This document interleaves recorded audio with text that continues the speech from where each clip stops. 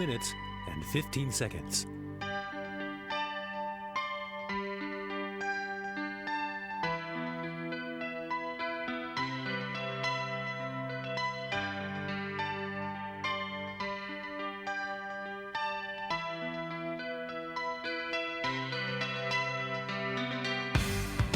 The Hugh Hewitt Show on the Salem Radio Network begins in 1 minute and 45 seconds.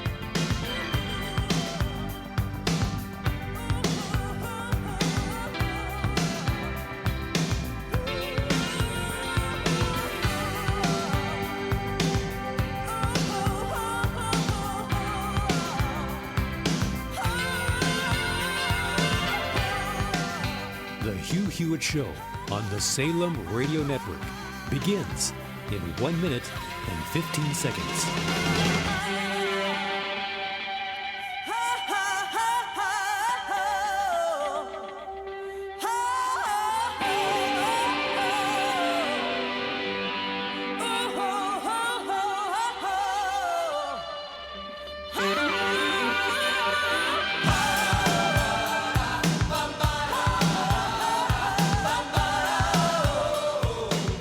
The Hugh Hewitt Show on the Salem Radio Network begins in 45 seconds.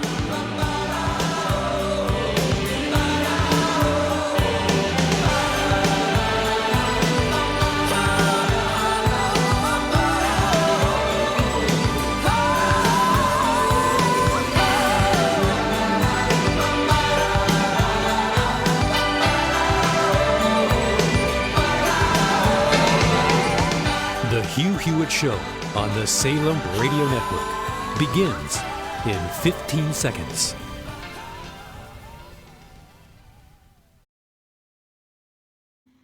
The Hugh Hewitt Show begins in 5 seconds.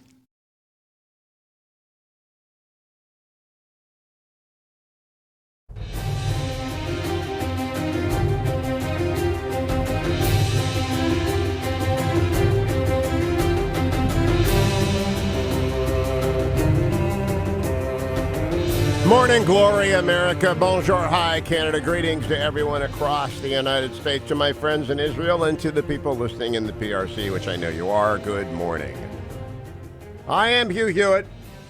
It is the 15th day, the Ides of October, 2019. Let me tell you what Dwayne did this morning. Dwayne, the producer, managed to uncircuit my microphone and then spill an entire cup of coffee. I mean, the entire full Meet the Press with Chuck Todd cup of coffee all over the studio desk. All from 3,000 miles away, too. Well, it's a complicated, I don't need to tell you the mousetrap that led to this, but it was all as a result of that. And so I'm surprised anything is working here this morning. If you poured if you're watching on the Univision, this is what you see them every Sunday on Meet the Press. It's your Meet the Press with Chuck Todd mug. And you see how big they are? I want to know why you don't spill things there.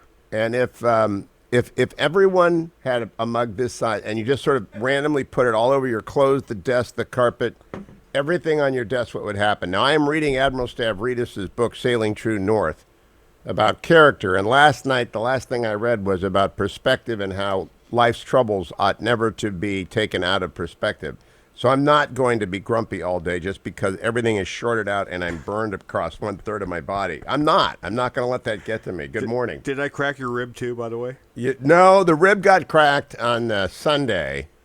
I was in North Carolina at a gathering of the Klan. Did you at go a place outside? called Did you go outside Wrightsville with the Beach. Klan and tell the Klan, "Hey, I need to record a relief. I need material for a relief factor." Boy, do I have a relief factor. Give me the ball. I'm going to get to the news, America, but this is first. Let me tell you about Sunday. Yesterday I was off. Kurt Schlichter was in. Thank you, Kurt. I have my voice back. My cold is gone. I am 100%, and I appreciate it. Kurt stepped in, and I appreciate it. But on Sunday, I didn't talk it all over the weekend. I was the mute. But I I was summoned to the family gathering, which means sons, daughters, grandchildren, son-in-laws, daughters-in-laws, cousins, in-laws, and the in-laws, wonderful people that we love a lot, are at a different house than we are in Wrightsville Beach. I don't know if you've ever been to Wrightsville Beach, North Carolina. It's about 6 hours south of D.C. It's wonderful. It's terrific. But you go there once a year. It's a long way away. Once every 2 years or so. Beautiful beach. I am not myself a beach football player. I am not a beach anything except a lump. I am a beach lump. And I don't bodyboard. My ankles get wet.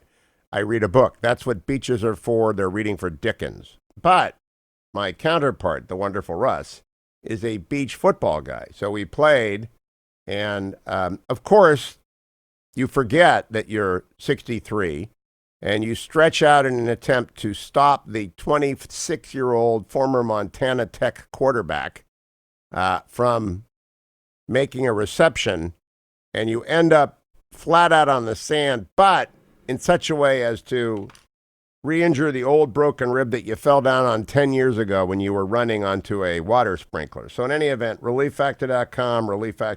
I have a lot of relieffactor.com today. Two big stories this morning. First, the Turks are being evil, evil, evil. Now, there's an old story about the scorpion who couldn't swim and the frog who was lost in the Middle East, and they had to cross a river. And so the frog said, I'm lost, and the scorpion said, I know where we're going to go. And the frog said, okay, climb on my back, and I'll take you across the river. And halfway across the river, the scorpion stings the frog, and they both drown. And the frog said, why did you do that? We're both going to die. And the scorpion said, because it's the Middle East. All right, so that is the oldest story about the Middle East, and sure enough, it's happening now. So remember the sequence of events.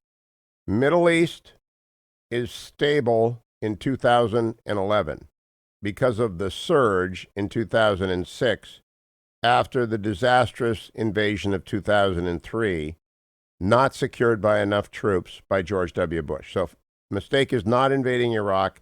Mistake is invading Iraq without enough troops to secure the peace. And when the peace falls apart, waiting too long to respond.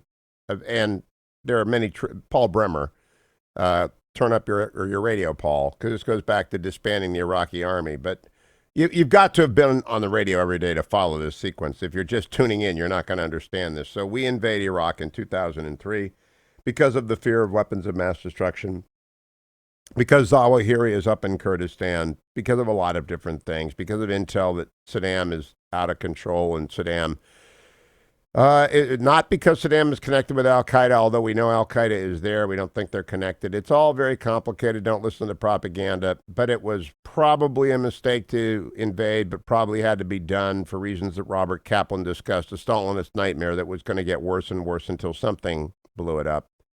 We probably should have kept going into Syria at that time. If you're going to take down the corrupt regimes of the Middle East, take them all down. But we only took down Iraq. And so Syria remained a terrible despot in Bashar Assad, a killer, a tyrant, a bloodthirsty maniac. And we left him in place.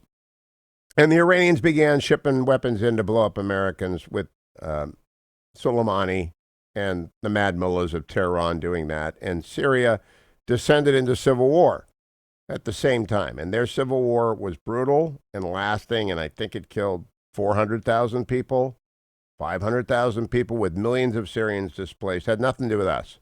That's just the dictator Assad over a tribal country that is drawn on a piece of paper by Churchill in the 1920s. And so Syria falls into chaos. But Iraq stabilizes. Fine. Bush gets whomped in the 2000 election, goes down to the library room on the bottom floor of the White House and says, I'm doubling down, I'm sending Petraeus, we're going to do the surge. Marines had already begun the surge, by the way, in Anbar province. And there's a very famous episode of a colonel out there, a young captain who says, here's how we do it. We get the sheikhs to come with us because it's all tribal. The tribals come along. They beat up Al-Qaeda, bloody fighting, just terrible fighting. This is 13 years ago. I was covering this every single day during the surge. And we fight back to stability. They get a government that's a corrupt government, but it's a government of the Kurds, the Shia, and the Sunni in Iraq, and they divide up the power and the money and the oil. And it's stable. Obama wins, 2009. He's persuaded, don't remove the troops. He's persuaded in 2010. At the end of 2011, he suddenly, without warning, pulls out the troops. all of them. Same year that he says to Bashar Assad in Syria, do not dare use chemical weapons. That's a red line. Well, Bashar Assad used the chemical weapons. Nothing happened. And American foreign policy in Syria fell apart. And Assad had got the Russians in. And the Russians went to work destroying Assad's enemies. And Assad secures power in the south. In the north, however, Turkey is worried. They begin to push in on the northwest of Syria because of ISIS. And ISIS, by the way, springs up after we leave Iraq in 2011. ISIS gets the black flags flying and they rampage across the country. And they take Mosul, and they have the largest physical caliphate. They have a state. They have income. They have banks. They have foreign fighters flowing in. They've got Sunni Arabs. It is a fundamentalist Sunni insurgency. Eventually, the Iraqi army, with the assistance of America, gets its act together and stops retreating under Obama. And under Trump, we really go over to the attack using Sunni Arabs in Iraq, Sunni Arabs in Syria, and Kurdish Sunnis in Syria. And the Kurds in Syria are our allies, like they are our allies in Kurdistan in Iraq. And together, along with some Turkish help and some Syrian help, everybody hates ISIS. ISIS is destroyed. The physical caliphate is destroyed. There are handfuls of ISIS fighters still around. There is, in my view, no possibility of the reestablishment of the physical caliphate. I think that's nonsense. But then we're in Syria because we helped chase ISIS down to its last bastion. The Kurds did the fighting on the ground. We supplied the air power. We killed them. ISIS is gone. At the end of that day, at the end of all of that happening, the United States has a total of 50 soldiers standing as a trigger between Turkey and the Kurds. And the Turks hate the Kurds and the Kurds hate the Turks. And we've been there for a year. And last year at this time, Trump said, we're getting out. And Bolton and Pompeo said, no, you can't jump out right away. Got to give notice at least. And they gave notice. I mean, everybody knew. I went on the trip to Jerusalem. I went on the trip to Turkey. We all knew Erdogan was coming in at some point. And eventually Erdogan told Trump, I'm coming in now. And Trump said, okay, I'm getting my guys out of there. And if you come in and kill people, we're going to sanction you, which is exactly what has happened. What you have now is a frenzy of Trump hating, trying to blame him for 15 years of war. And it's absolute insanity, just like it is the sham impeachment, which I will talk about when I come back. The sham impeachment is that, a sham. I'll be right back on The Hugh Hewitt Show. Portions of The Hugh Hewitt Show are brought to you in part by Birch Gold Group.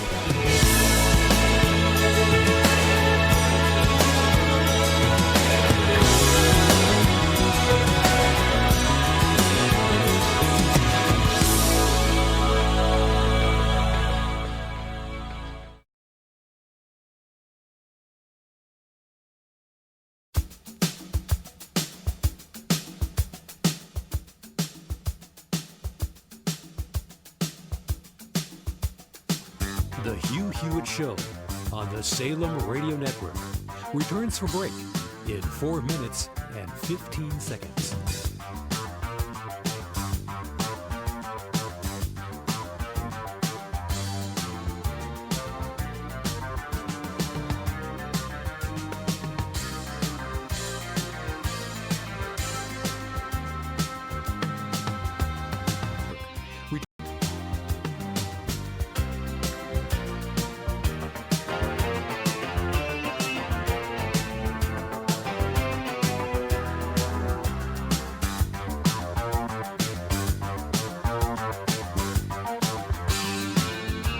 Hugh Hewitt Show on the Salem Radio Network returns from break in 2 minutes and 45 seconds.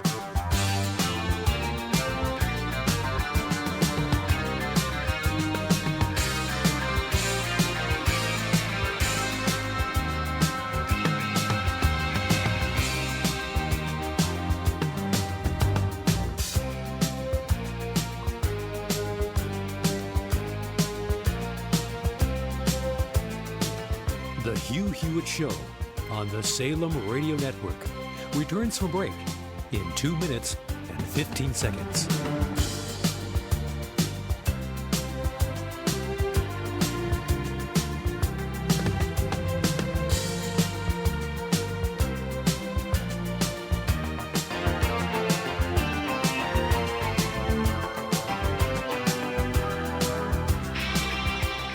The Hugh Hewitt Show on the Salem Radio Network returns from break in 1 minute and 45 seconds.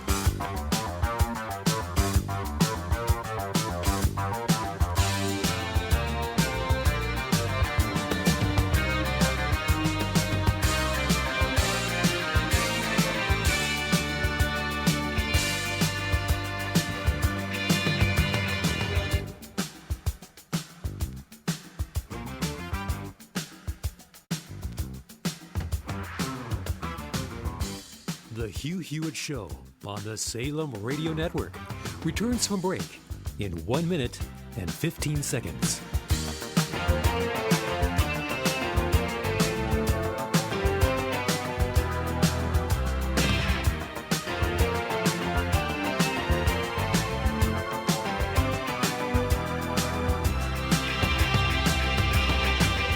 The Hugh Hewitt Show on the Salem Radio Network returns from break in 45 seconds.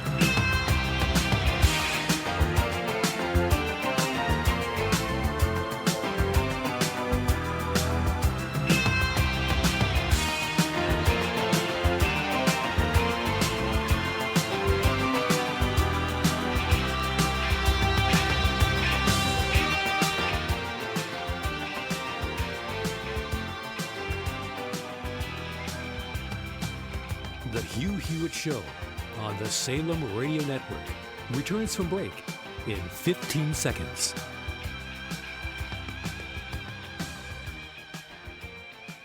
The Hugh Hewitt Show returns in 5 seconds.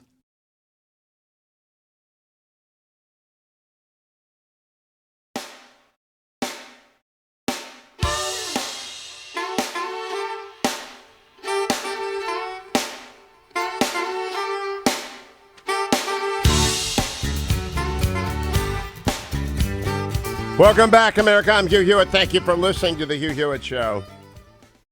I got to read Admiral Stavridis on the weekend. I'd already read Lethal Agent from New York Times best-selling author Vince Flynn, Lethal Agent, a Mitch Rapp novel by Kyle Mills. So I'd already read that. I had my Lethal Agent in, and I turned to serious stuff about leadership, and I'm going to talk with Admiral Stavridis this morning.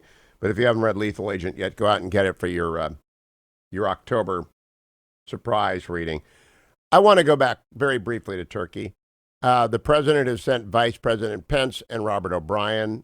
Robert, my dear friend, who you've heard on this show like 100 times, is on a plane to go to Turkey to tell Erdogan we are going to do a lot of stuff to them if they don't stop the massacre of the Kurds. Now, I am, by the way, completely at ease with Trump pulling Americans out of there if what happened happened.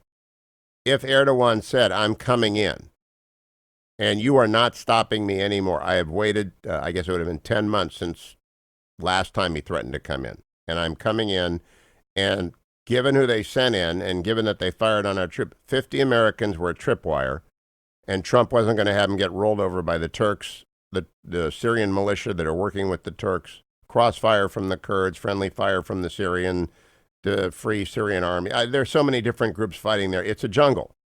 And so out come the Americans. And, of course, the left says Trump, Trump, Trump, Trump. The left forgets 2011 and the fact that ISIS exists. The only reason that we are in Syria is because ISIS began there, spread across Iraq after we pulled out American troops in 2011 precipitously without an agreement. We didn't, and we're back. We're back, and we're going to be there for a long time at al-Assad and in Iraq and other bases. And that's good, because that country is functioning. They lost 100 to 200 people in clashes between Sunni and Shia over the last couple of weeks. The Middle East is the Middle East is the Middle East. But we could not get into a war with Turkey. It comes down to geopolitical concern. We can push Turkey. And indeed, right now, the big concern is between 50 and 100 nuclear weapons at a huge American Air Force base in Turkey that we ought to be flying out today. They ought to just leave there, because Erdogan has gone from bad to worse to terrible. But they're a NATO ally. They are a democracy. They elected him. The Kurds make up about 17% of the ethnic minorities. It's like saying, the Latino population in the United States is restive. When you say the Kurds are restive, yeah, what do you mean by that? That there are all sorts of Kurds. And there are some Kurds that are perfectly happy with the way things are going, and some Kurds that want to kill every Turk that they see. And it's a complicated place. I've only been to Turkey twice. I've never been to Western Turkey. I've always been in Eastern Turkey, Ephesus and Istanbul and places like that. But I've never been out in Western Turkey, which is very fundamentalist and very rural. And it's tribal. Stephen Pressfield, the great author, said it's the tribe stupid. That's the whole Middle East. So in about, I would guess, a year, we're going to end up with a Turkey line facing off against a Kurd, Syrian, Russian line. And the Russians, and what Turkey's going to find out is what Israel found out when it occupied Lebanon. Do you remember that, 1982?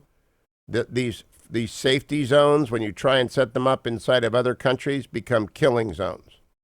They're going to find out what the Russians found out in Afghanistan. If you break another country, you own it. And what Trump finally said is, we're done. And all you see in the New York Times and the Washington Post is Trump hatred. And Trump hatred has fundamentally unbalanced everybody in the media. It creates the worst analysis possible. It's always Trump's fault. It's always Trump being impulsive. It's always Trump destroying things. No and no and no. No and no and no. And Liz Cheney, which I will play for you when I came back, said, by the way, you Democrats with your sham impeachment, this is partially on your head because everyone knows America is now into a political crisis, which is a sham crisis. He's not going to be removed from office. He's going to win the 2020 election against Elizabeth Warren, unless Michael Bloomberg jumps in, which was the story yesterday. It's all so much crap from the media. I've been watching all weekend with no voice, saying to myself, can't wait for Tuesday morning to lay it out straight. Blaming Donald Trump for the Middle East is like blaming me for the layout of Central Park. I've been there. I went there once, but that's about how logical that is. Stay tuned, America. It's the Hugh Hewitt Show. Portions of the Hugh Hewitt Show are brought to you by Alliance Defending Freedom.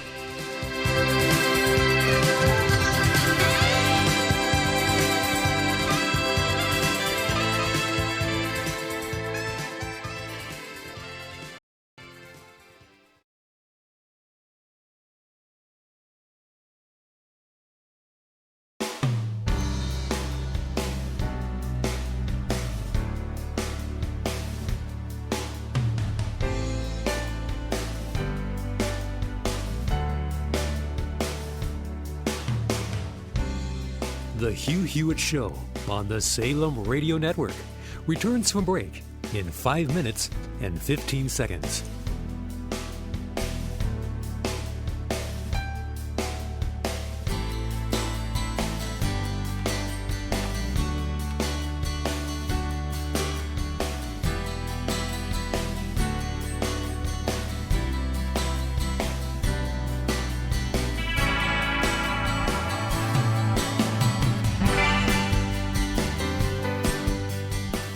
Hugh Hewitt Show on the Salem Radio Network returns from break in 4 minutes and 45 seconds.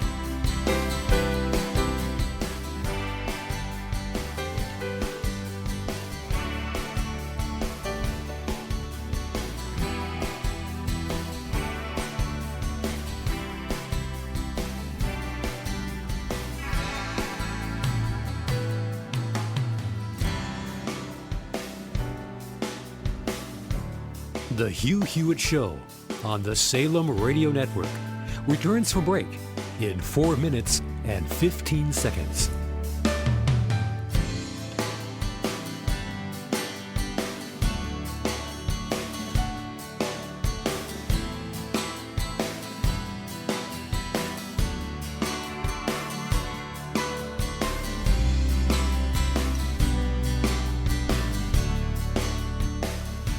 The Hugh Hewitt Show on the Salem Radio Network returns from break in 3 minutes and 45 seconds.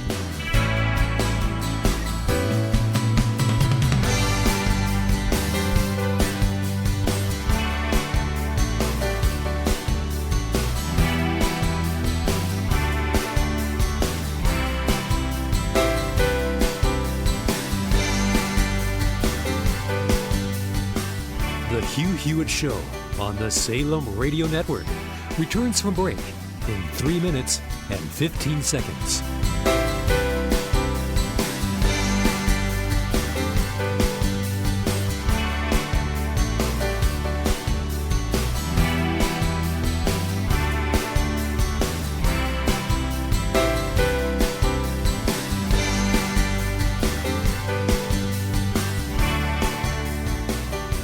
The Hugh Hewitt Show on the Salem Radio Network returns from break in 2 minutes and 45 seconds.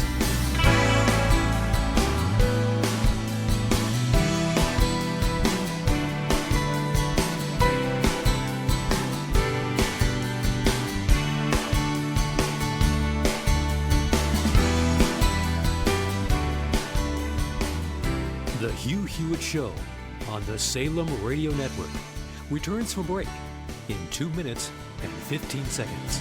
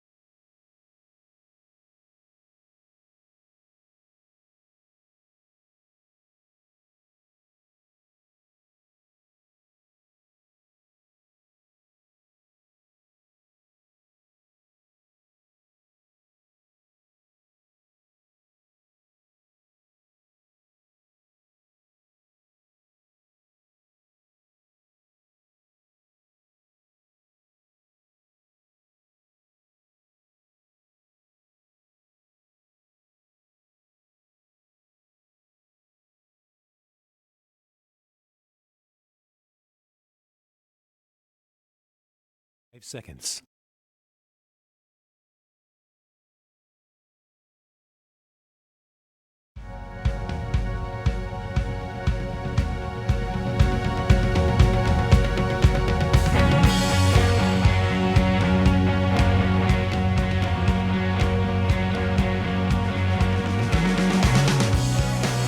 Welcome back, America. It's Hugh Hewitt. Do me a favor, will you? Head over to HughHewitt.com, find the Culture Warrior of the Year button. That Salem has got 6 finalists now, 6 finalists. And we're just going to we're going to give recognition to one of these 6 people.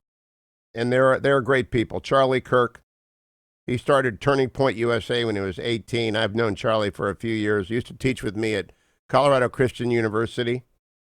He's 24 now. He has chapters of Turning Point everywhere. I mean, literally, I knew him when he had like 8 people in his organization. And one of those, sort of like when I met Rick Warren in a shopping center office once. I was his lawyer for a while, and I said he told me he needed 100 acres of land because he was going to have a 40,000 person church. And I scratched my head and said, "Oh, okay." And so Charlie was going to start a movement for young people. And I said, "Oh, okay. You help what you can, do as much as you can for as many as you can for as long as you can. You never say no to people if that's possible." And Charlie Kirk has got Turning Point going. I had nothing to do with it. I'm just saying I watched it grow, and it's amazing. Candace Owens used to be a liberal Democrat. She woke up in 2015 from her coma, and she has gone on to bring an astonishing voice of clarity to the airwaves. She is the host of a popular podcast on PragerU. You see her everywhere. Candace Owens has been nominated to be Culture Warrior of the Year. My old and dear friend Alan Sears, leader of Alliance Defending Freedom for more than 20 years. I'll talk about ADF here in a second. I don't know where religious liberty would be in the United States if not for Alan Sears. I really don't. If Alan Sears were not around today, I do not know what would happen to the free exercise clause. God bless Alan and Paula Sears. I'm afraid Alan's going to get my vote, but you vote for whoever you like, because there's another friend of mine, Gary Sinise. He does more for the troops than anyone in America. And Gary Sinise, it's not the Emmy, it's not the Oscar, it's not the Golden Globe. That's not what motivates him in life. It's not the Lieutenant Dan band, though the vets love to have him out playing, and the men and women in uniform love wherever he goes. He is just a true patriot. He is the new Bob Hope, but I always say he's the first Gary Sinise.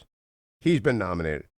Abby Johnson, she is behind the story in the movie Unplanned. She went from Planned Parenthood activist promoting abortion, and then she became pro-life. Today, she's the mother of 8 beautiful children. She continues her fight to save the lives of the unborn. And Franklin Graham, of course, one of the most easily identified preachers in America. He runs Samaritan's Purse, a relief organization that has saved lives of thousands around the globe. So we have 6 great finalists from the scores and scores and scores and scores and scores of people who were nominated by our audience out there. Go and vote. I'm going to vote for Alan Sears, but they're all great. Go and vote. I'm going to vote because Alliance Defending Freedom matters so much. Speaking of Alliance Defending Freedom, it's no secret to my listeners that we're in a real David versus Goliath battle in American culture. The David in that battle is ADF, Alliance Defending Freedom, and ADF keeps winning. I hope they win the case. They just argued last week before the Supreme Court. We won't know for a few months. But the Goliath is the forces of secularism, the attempt to squeeze religion out of American life. U.S. Attorney General William Barr talked about this recently. He just told students at Notre Dame. We are told we are living in a post-Christian era, but what has replaced the Judeo-Christian moral system? No secular creed has emerged capable of performing the role of religion. This is organized destruction. Secularists and their allies have marshaled all the forces of mass communication, popular culture, the entertainment industry, and academia in an unremitting assault on religion and traditional values. Unremitting assault. The AG is completely right. The challenges keep coming. Alliance Defending Freedom is standing there ready to meet this with free legal defense to clients all across the United States whose first freedom is being attacked. Your best tax-deductible gift will help right now. $100, $1,000, more if you can do it. $10 if that's all you can do it, but don't stand on the sidelines. Be on the front line with Alliance Defending Freedom. You can go to the ADF banner at the top of my homepage at hughhewitt.com. If you agree with Barr, if you agree that your church matters, call 866-700-1060, 866-700-1060 to help keep Alliance Defending Freedom winning battles for you. Now let me talk about this sham impeachment, because it is a sham impeachment. Shuttered, completely off the limits. No one's allowed to know what's going on in it. Adam Schiff is afraid of it. There are stories today that John Bolton didn't like Rudy Giuliani and didn't want Rudy running a shadow foreign policy. Okay, that would be just like every other West Wing I've ever been in. That would be like every other West Wing that I've ever covered. That would be like the West Wing today. Right now, O'Brien and Pence are flying to Turkey. And I'm sure there's a story out yesterday that Mick Mulvaney, the acting chief of staff, and the White House counsel, Pat Cipollone, I know all these people, by the way, that they're not friends, but I know them all. And they're just normal people. And the story out is that Cipollone and Mulvaney are fighting over whether Trey Gowdy can become the counsel to the president. Who screwed that up? Because Trey Gowdy's got lobbying restrictions. Blah, blah, blah, blah, blah, blah, blah. That's it. Blah, blah, blah, blah, blah, blah, blah. It's every West Wing ever has had personality conflicts, and they're trying to turn the fact that Rudy Giuliani was working the deal on what's going on in the Ukraine. What happened there in 2016? He's doing it for Trump. Now, there's a name that hasn't been mentioned by anyone because it will be laughed at by the left. All right, so just write down the name, Harry Hopkins. And the left is going to laugh and say I compared Harry Hopkins to Rudy Giuliani. I'm not comparing Harry Hopkins to Rudy Giuliani. I'm pointing out that presidents have always used individuals to accomplish sensitive, detailed matters. And those individuals always tick off the other individuals whose portfolio they are trespassing on. As Harry Hopkins ticked off everybody during World War II when he would pop up in Moscow or pop up in London, and people said, "Who's Harry Hopkins?" And Harry Hopkins had been the Secretary of Commerce, and he'd quit. He didn't have a job. He lived in the White House, FDR's buddy. And FDR wanted eyes and ears on the ground, so he'd send Harry Hopkins. So that's Rudy. So Trump sends Rudy off to the Ukraine. And Rudy obviously got some poor judgment in associates because they've been indicted. And I've seen all the stories about Rudy being investigated. That ain't going to work. You're not going to convict Rudy of anything. Rudy's a very smart lawyer. But I'm sure he had John Bolton crawl on the wall, because John Bolton is a good friend of mine. I love John Bolton. Would have wanted no one doing foreign policy except John Bolton. He probably fought with Pompeo in the way that it was rumored, and I never really gave much credit to, but it turns out it might have been true. And you don't cross the Secretary of State because the Secretary of State's the boss on foreign policy except for the president. So this is just like every other West Wing ever. And by the way, it is the West Wing that is best for Israel ever, the strongest supporter of Israel ever. It has upped the military budget significantly over the starvation rations that President Obama put it on. It has realigned our foreign policy towards China. It has confronted China in the way that China needs to be confronted, which is carefully, clearly, with purpose. There is a breakthrough there, and it's getting out of untenable situations like Turkey. So it is one foreign policy that is so vastly superior. But I am so tired over this weekend. Who erased the red line and turned the butcher loose in Syria? Obama. Who pulled the troops out of out of Iraq in 2011 and let ISIS roll? It was Obama. Who was president when Putin took Crimea and invaded Ukraine? It was Obama. Who was president when North Korea went from a couple of nukes to 60? It was Obama. Who was the president when China established fake islands in the Pacific and the South China Sea? It was Obama. Who tried to pretend that Israel was our enemy and the future of the Middle East lay with Iran? It was Obama. Who signed the JCPOA? It was Obama. Obama's disastrous 8 years of foreign policy left Trump with so many messes that it's been basically the Chernobyl cleanup since 2017. In January of 2017, we've been involved in the Chernobyl cleanup of American foreign policy. And I listen to people blaming Trump, and I just hear, they hate Trump. I get it. They hate Trump. But don't let them persuade you that this is Trump's fault. This is Trump's cleanup crew. And they're getting some of the cleanup right, and they're getting some of the cleanup wrong, but there's a cleanup everywhere because of 8 years of disaster, which will be worse under the socialist nutters who are lining up to replace Trump on the left. Lindsey Graham, by the way, is on Fox and Friends yesterday talking about what Trump is going to do with Erdogan next. Cut number 2. Well, what's going to happen is I'm going to meet with the president this afternoon. I've been working with Democrat and Republican colleagues to issue sanctions against Turkey, and the blame here is with Turkey. 3 weeks ago, I met Erdogan at the UN in New York. This safe zone concept of where we'd keep Turkey and the Kurds away from each other with an international force was working. A week after that, he basically lied to me, called up President Trump, saying I'm going into Turkey, and the rest is history. It's quickly deteriorating inside of Syria. I blame Turkey. There's going to be crippling sanctions imposed by the Congress to supplement what President Trump's administration has done.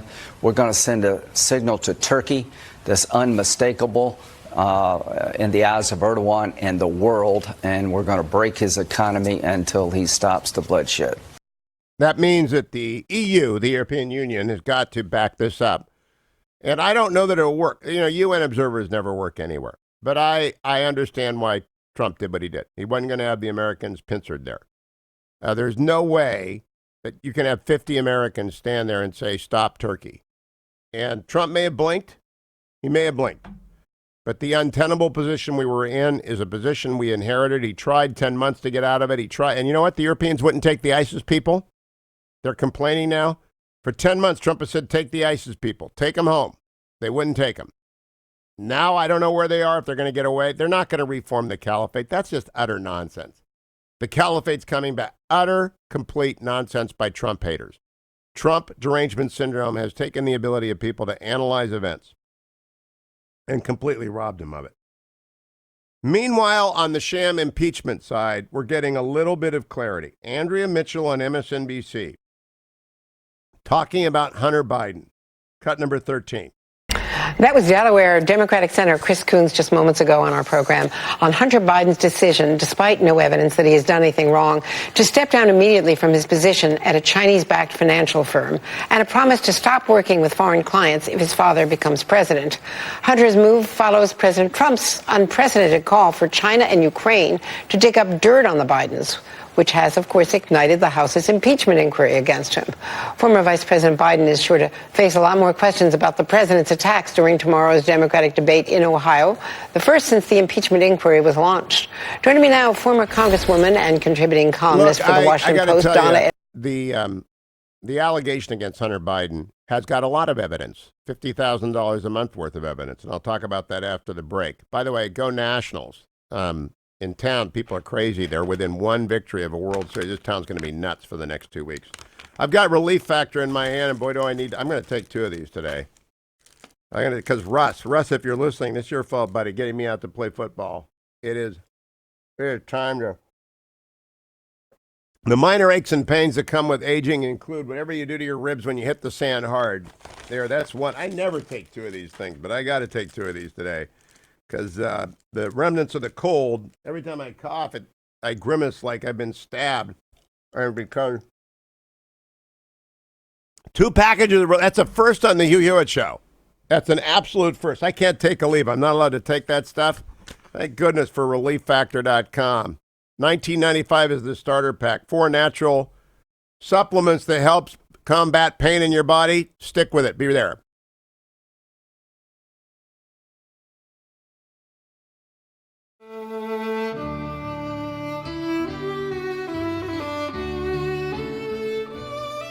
The Hugh Hewitt Show on the Salem Radio Network returns from break in 3 minutes and 15 seconds.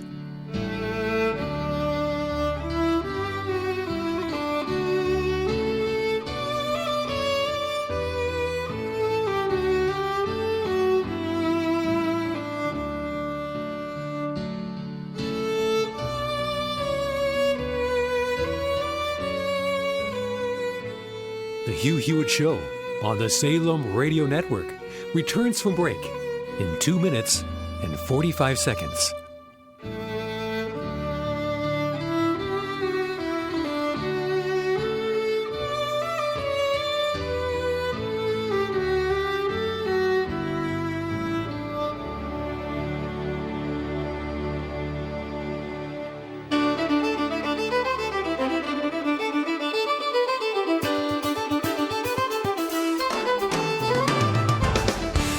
Hugh Hewitt Show on the Salem Radio Network returns from break in 2 minutes and 15 seconds.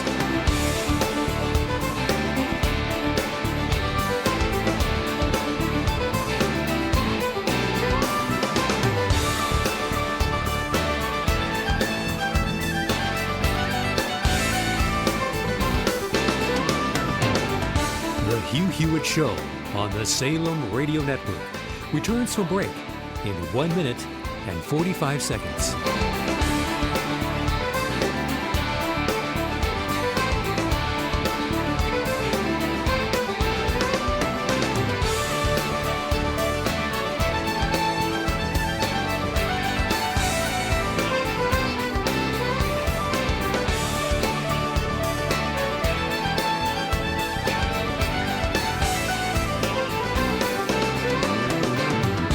The Hugh Hewitt Show on the Salem Radio Network returns from break in 1 minute and 15 seconds.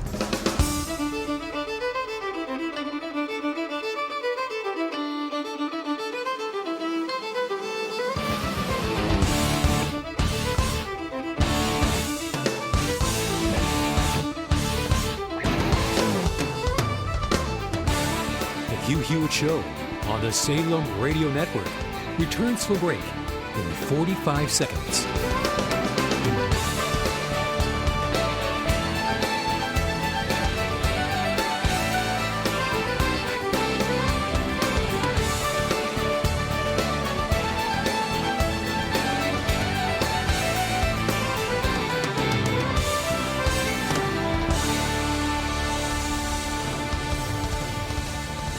The Hugh Hewitt Show on the Salem Radio Network returns from break in 15 seconds.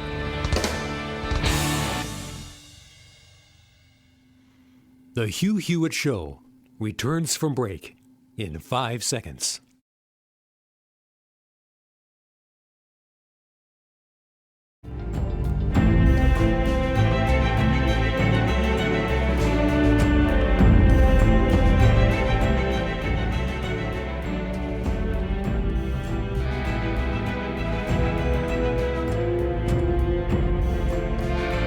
Welcome back, America. Hugh Hewitt in the ReliefFactor.com studio. I believe that David M. Drucker is a serious national fan. I'm not sure about that. I'm just getting my GPS dialed in. Am I right about that, Drucker? Are you a serious Nats fan?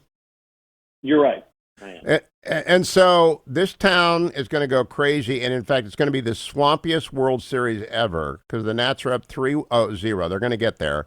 And the Yankees are going to beat the Astros eventually. So it's going to be a Yankees-Nats. That is going to be the swampiest World Series ever. Guy Benson and John Reese. John is the executive producer of Meet the Press. Hardcore Yankees people. You, Chuck Todd, James Hohman, hardcore Nats people. It's going to be like Sharks and Jets. It's going to be the if it happens, and I'm very superstitious, but it would be the Acela Corridor elitist, swampy World Series. And that would be lovely. I have no dog in this fight. I don't dislike the Nats. I'm an Indians fan. I hate the Yankees. I guess I'll root for the Nats, but I just think everybody in media, because it's the Acela Corridor, they'll all be tricked up in their gear, and about a half dozen of them actually know baseball. That's what I'm getting to. We're good. Well, there are a few more than a half dozen. But look, if you ever want to rob the cookie jar, that'd be a great time to do it because that's all we'll be doing. I mean, for Nats fans and a lot, in the city really, I've lived here for 15 years now. The city really has embraced the team over the years. There's been a lot of heartbreak, not as much as teams that have existed longer, but a lot of heartbreak and a lot of frustration. And so it really would be fun to be a part of and fun to watch and kind of makes you feel like a kid again. And, of course, every other team that I am committed to, it's just nothing but trouble. So I'm really enjoying this. It's great. As my son told me this weekend, he said, even if you're not a Nats fan, it's great to be in a city where there is a World Series or a Super Bowl. It just is. It's just a lot of fun. People are excited. It was like when I don't follow hockey, so the Caps, when they won, the city was great. And the Nats, they are beloved. They really do have. It's like Cleveland and the Indians. It's a genuine fan base. Correct. I grew up in Los Angeles, and when the Lakers were winning, and there's just nothing like it. We saw the Dodgers fans leaving in the third inning during those games. The Dodgers. I'm glad you mentioned the Lakers. Showtime Lakers were real. They were real. Yeah, right. But I have to say, I think Dodgers fans are getting a bad rap. If you live in L.A., traffic is just nobody appreciates how bad it is if you don't live there. I have lived there.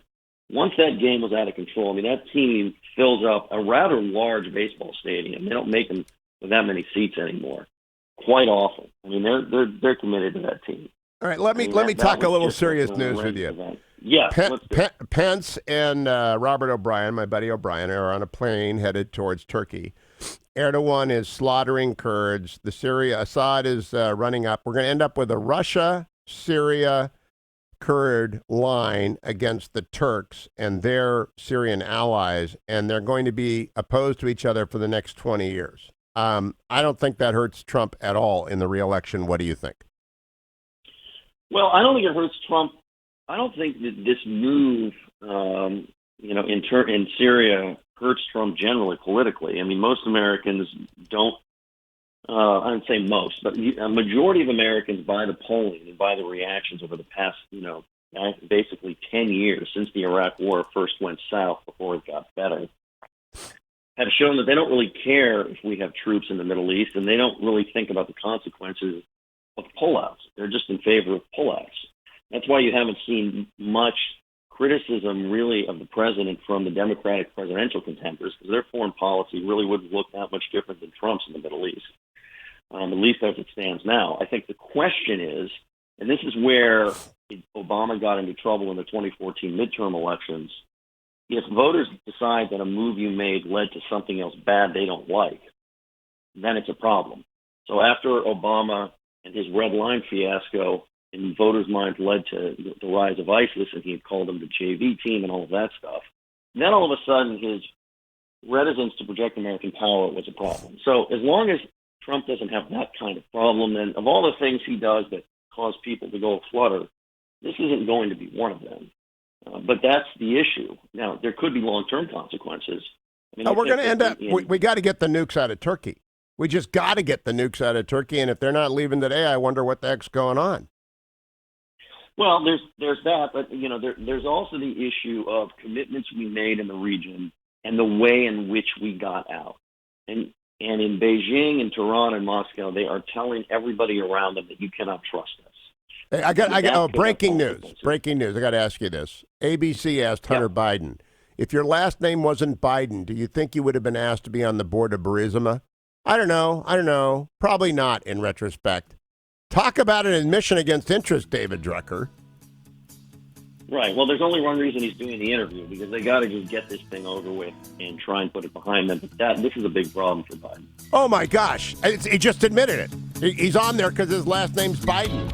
Thank you. The impeachment sham continues despite an admission against interest by Hunter Biden. David M. Drucker, go Nats. Great to talk to you. Follow him on Twitter at David M. Drucker. Follow me to hour number 2 of the Hugh Hewitt Show. Portions of the Hugh Hewitt Show are brought to you in part by Lethal Agent, a Mitch Rapp novel by Kyle Mills.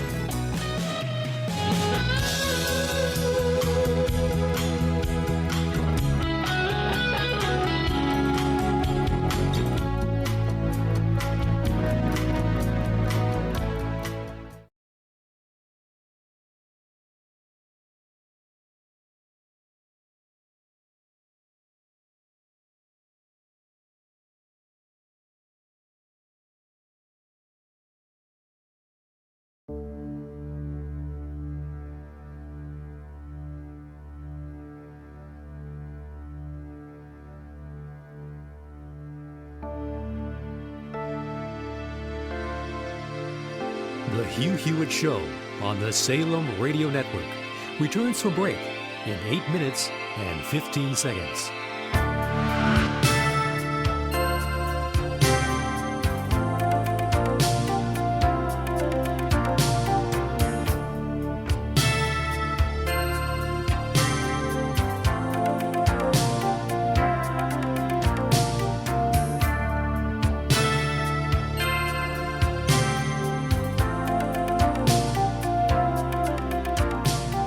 The Hugh Hewitt Show on the Salem Radio Network returns from break in 7 minutes and 45 seconds.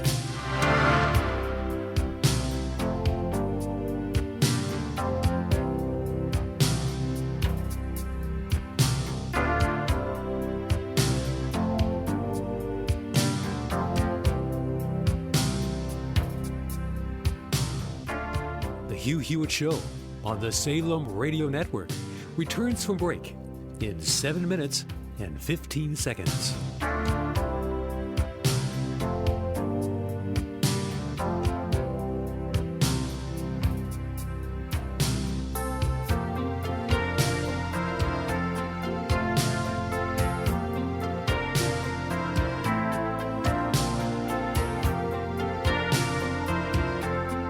The Hugh Hewitt Show on the Salem Radio Network returns from break in 6 minutes and 45 seconds.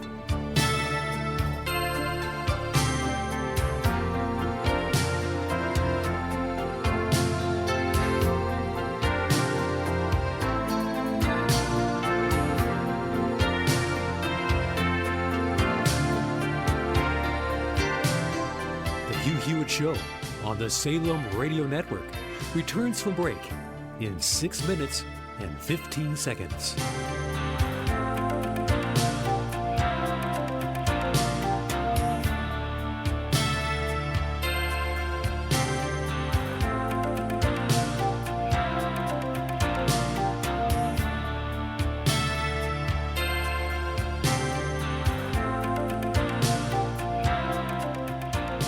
The Hugh Hewitt Show on the Salem Radio Network returns from break in 5 minutes and 45 seconds.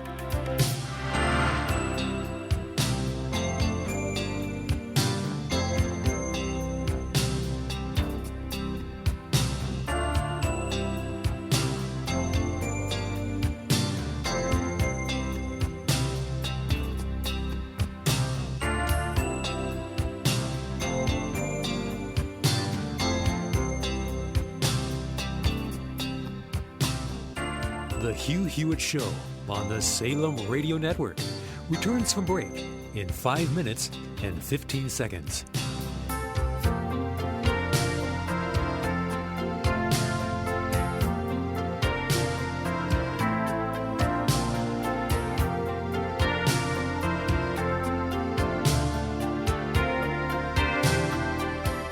The Hugh Hewitt Show on the Salem Radio Network returns from break in 4 minutes and 45 seconds.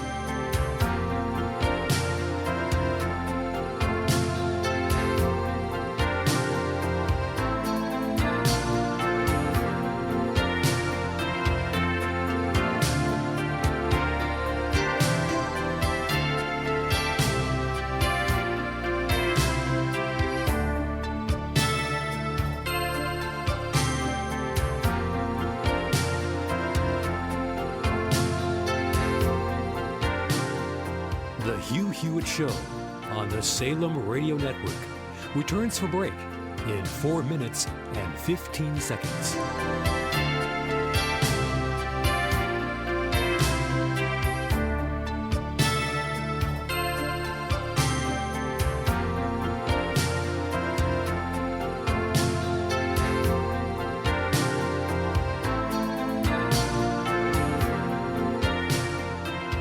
The Hugh Hewitt Show on the Salem Radio Network returns from break in 3 minutes and 45 seconds.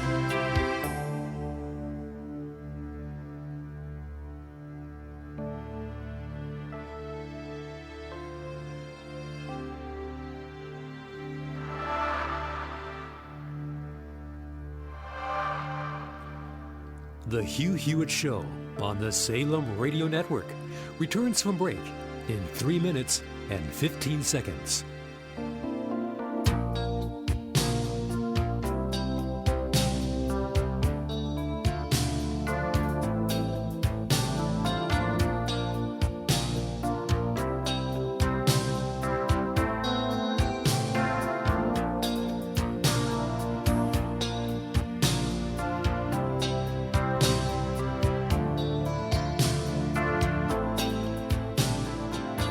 The Hugh Hewitt Show on the Salem Radio Network returns from break in 2 minutes and 45 seconds.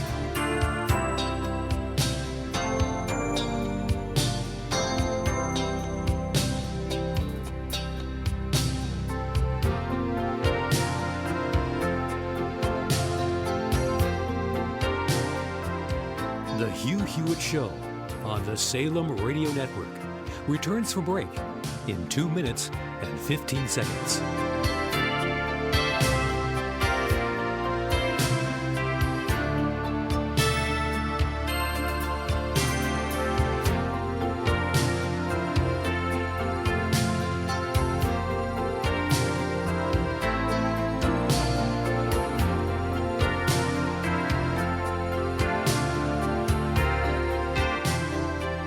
The Hugh Hewitt Show on the Salem Radio Network returns from break in 1 minute and 45 seconds.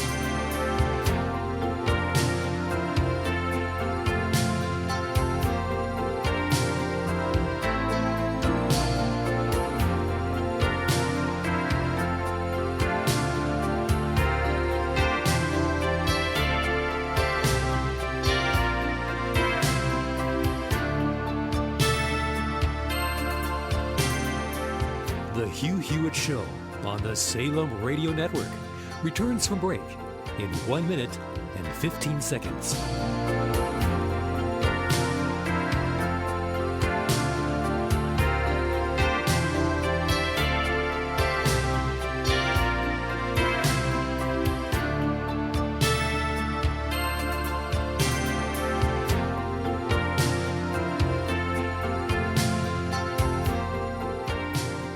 Hewitt Show on the Salem Radio Network returns from break in 45 seconds.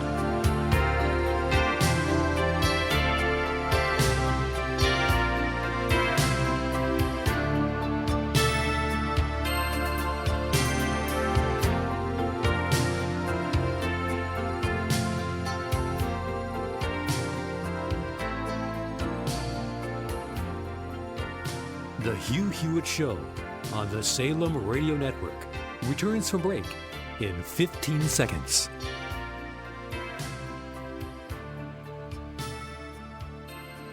The Hugh Hewitt Show returns from break in 5 seconds.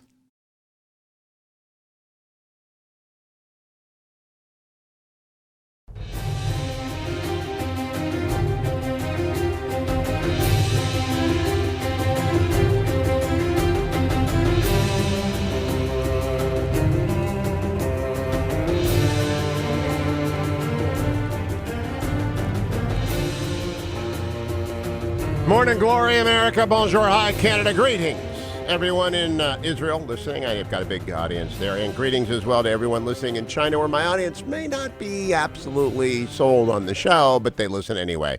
I am here to bring you good news that Brexit looks like it's happening. It looks like, as always is the case, the deal gets done when you're down to the deadline. Michael Barnier, who is Brussels' chief negotiator, says it's possible but difficult to get it done. Said it was high time to turn good intentions into legal text after an intense few days of talks with the UK. Last-ditch effort to get over the October 31st deadline with a deal. Quote, even if an agreement will be difficult, more and more difficult to be frank, it's still possible this week, he said. Reaching an agreement is still possible. Obviously, any agreement must work for everyone, all of the United Kingdom and the whole of the European Union. Prime Minister of Finland is not hopeful, but you know what? Here's the deal. Johnson's taking him out. Now, the Queen's speech is going to happen this week, and I think it might be today. That's where the Queen reads the government's proposals, and it will be voted down. It'll be the first time ever that a Queen's speech is voted down, that the government doesn't collapse. Because of this goofball thing that Tony Blair passed, the Fixed-Term Parliament Act. You're the government for 5 years, even if you're a minority government. Boris Johnson hadn't won a vote yet because he tossed out the Remainers. So you got a minority government. He's going to win the next election if he stays true to getting out of the European Union. If he stays true, eventually they're going to have an election, and eventually the Conservatives are going to win because Britain wants out of the European Union. And the European Union now kind of realizes that they have totally screwed this up. They tried to get their revenge on Great Britain for leaving the European Union. They tried to get blood from a stone. They were punishing them in an effort to make sure that nobody else left, and it backfired. The people of the United Kingdom will not be pushed around, and they hate the European Union now. They don't hate Europe. Nobody hates Europe. They hate Brussels. They hate the bureaucrats. And there's no way they're coming back. And the other states are going to be leaving. Poland's right wing won a huge victory this weekend. And they want out too. Everybody wants out. The French and the Germans run the EU, and they don't like the French and the Germans. They're tired of being told what to do by a bunch of nameless, faceless bureaucrats in Brussels. Sound familiar? So they're getting out. And the European Union has finally figured out, my gosh, they're leaving. And this is going to send our European economy into a deep tank recession. We'd better do something. And they're doing something. They do this. They're getting there. Can I turn to the fake impeachment after one more thing? Greatly disappointed in King James. LeBron James, son of the land, Akron kid, St. Vincent, St. Mary's. Akron, St. Vincent, St. Mary's routinely trashed my high school. I've not held it against LeBron. I was mad when he left the first time. I forgave him when he came back. He won the first ring in Cleveland in my adult life.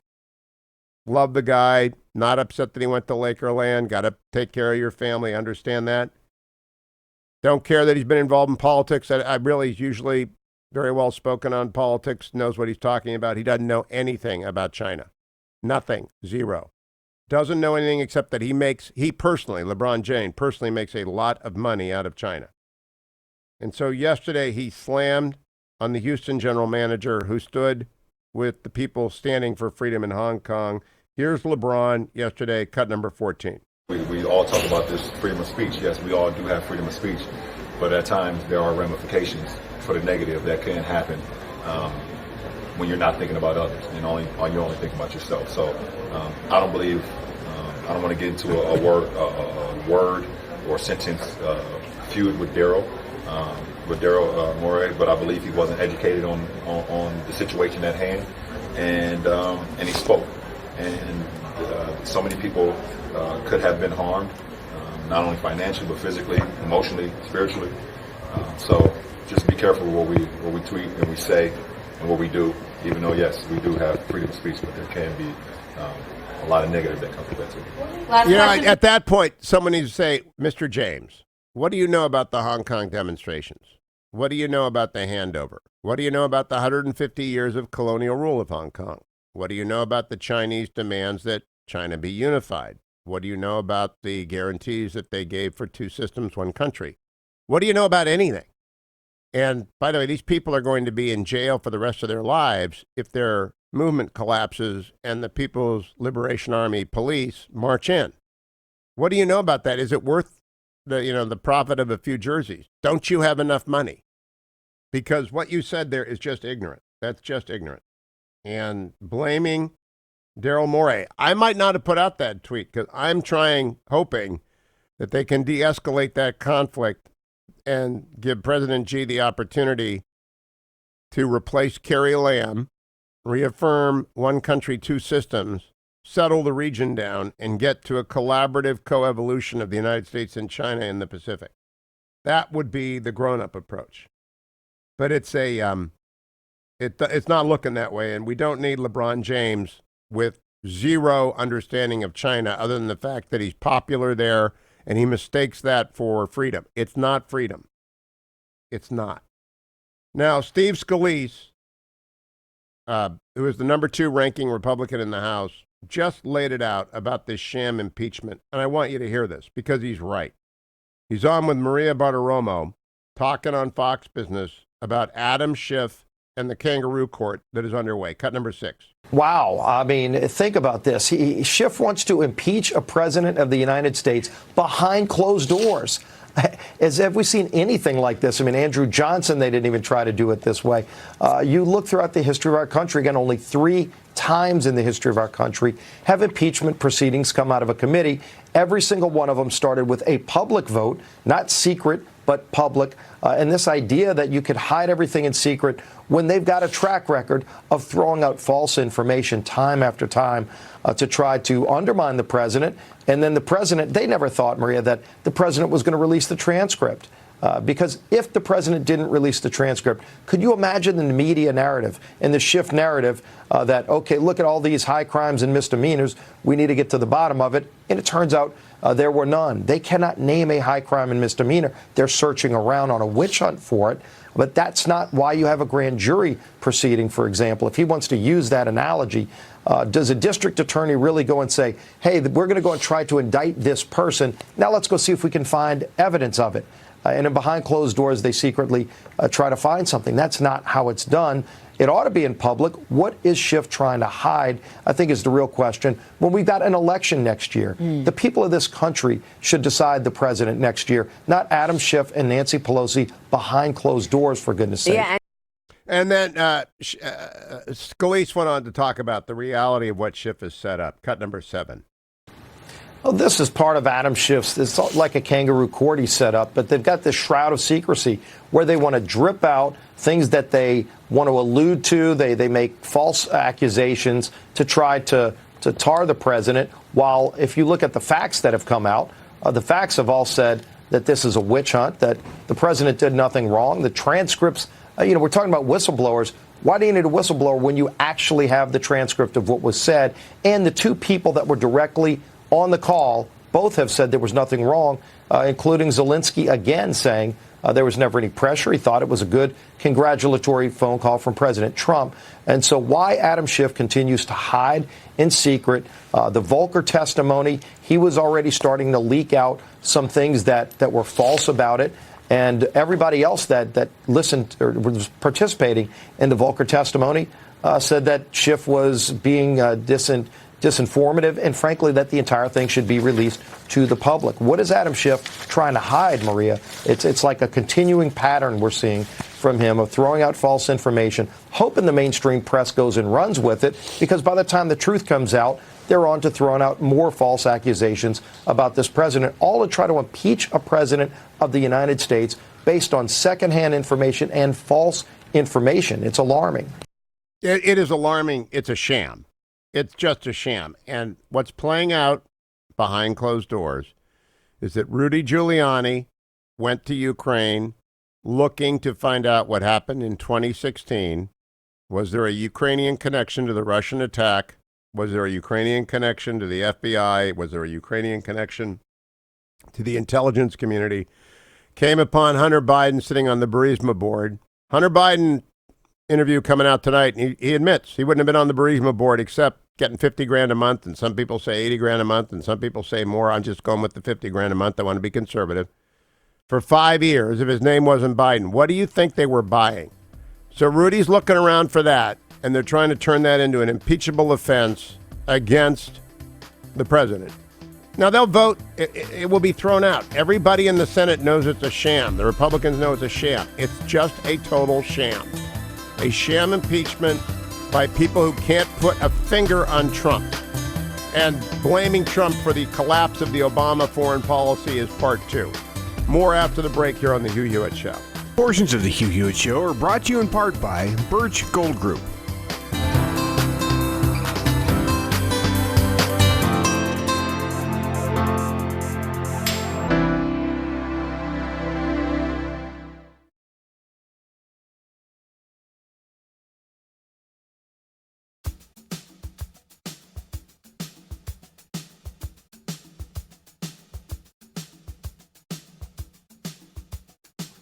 The Hugh Hewitt Show on the Salem Radio Network returns for break in 4 minutes and 15 seconds.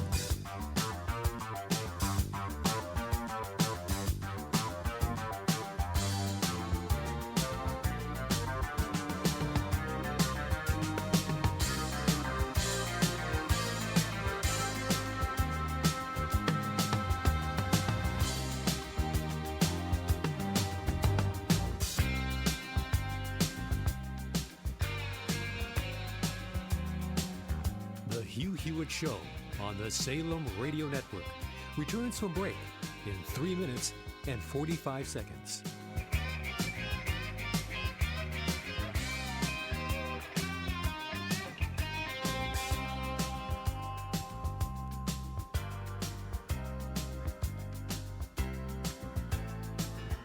The Hugh Hewitt Show on the Salem Radio Network returns from break.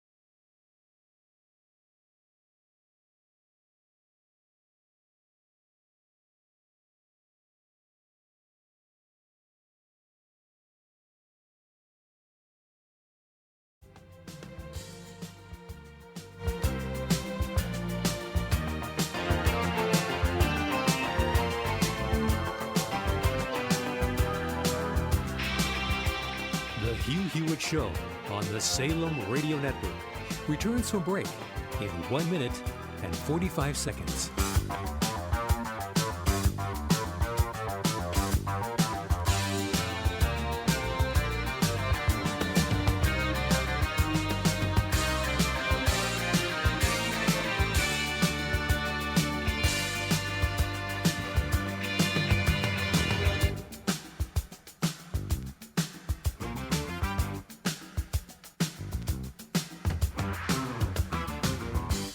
The Hugh Hewitt Show on the Salem Radio Network returns from break in 1 minute and 15 seconds.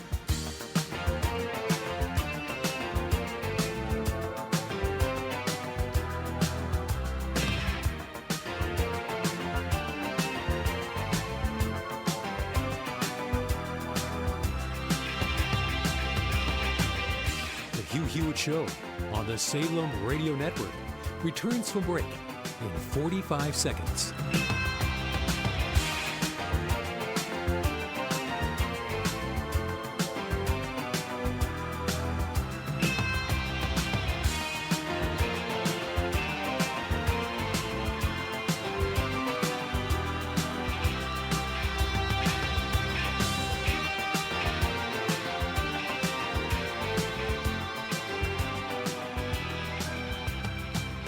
The Hugh Hewitt Show on the Salem Radio Network returns from break in 15 seconds.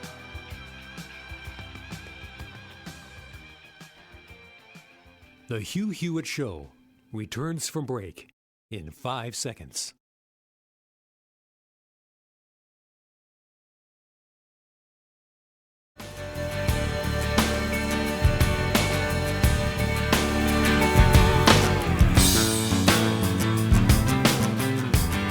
Welcome back, America. It's Hugh Hewitt. Thanks so much for listening to the Hugh Hewitt Show. Time for the pre-market report brought to you by AndrewandTodd.com. Andrew Del Rey, Todd Avakian, together with Sierra Pacific Mortgage.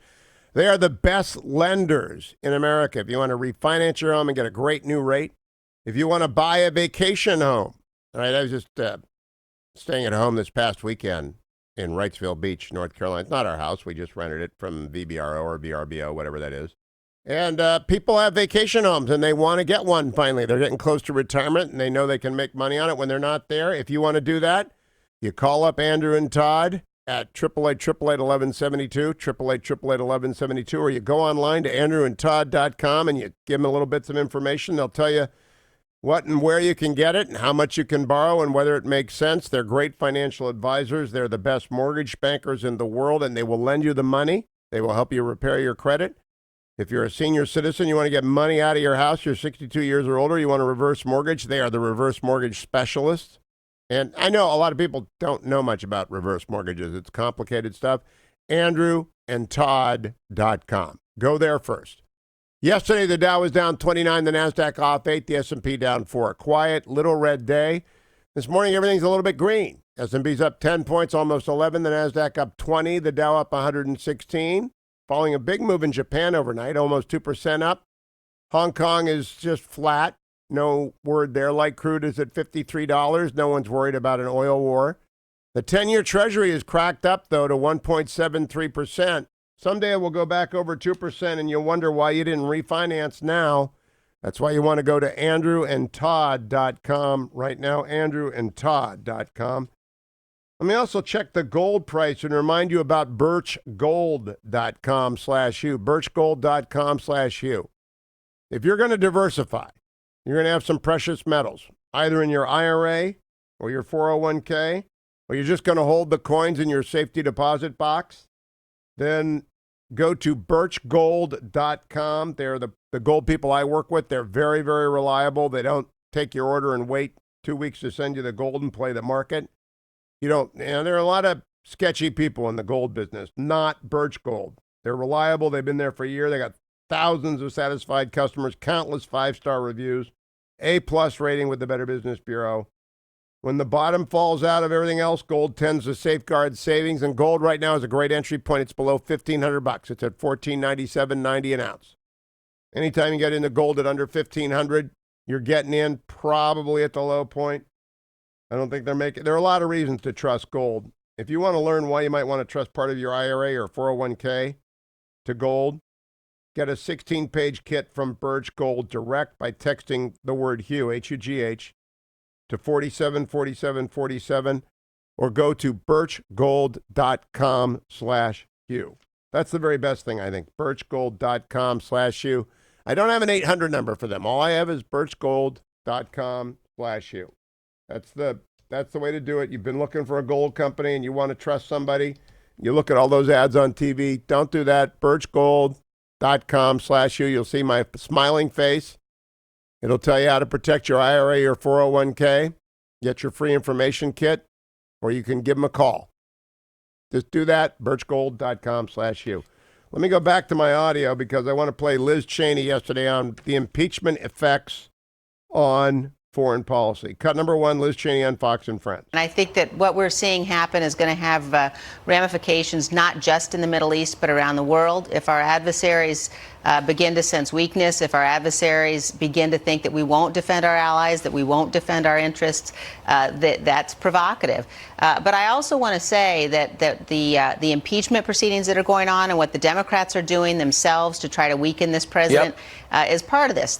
It was not an accident that the Turks chose this moment to roll across the border. And I think the Democrats have got to pay very careful attention to the damage that they're doing with the impeachment proceedings. Better, truer words were never spoken, Liz Cheney. Truer words were never spoken. Don't forget Alliance Defending Freedom, friends, over at HughHewitt.com. The fighters for freedom, your religious liberty, every single day.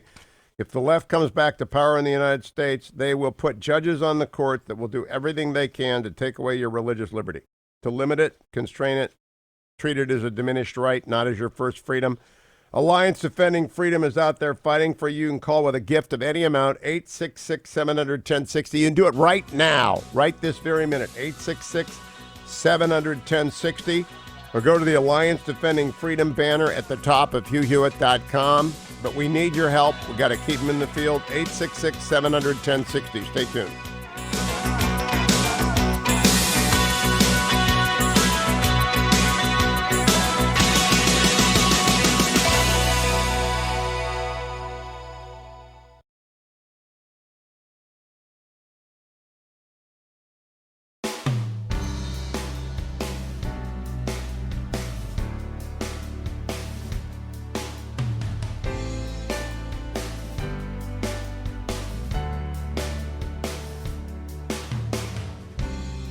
The Hugh Hewitt Show on the Salem Radio Network returns from break in 5 minutes and 15 seconds.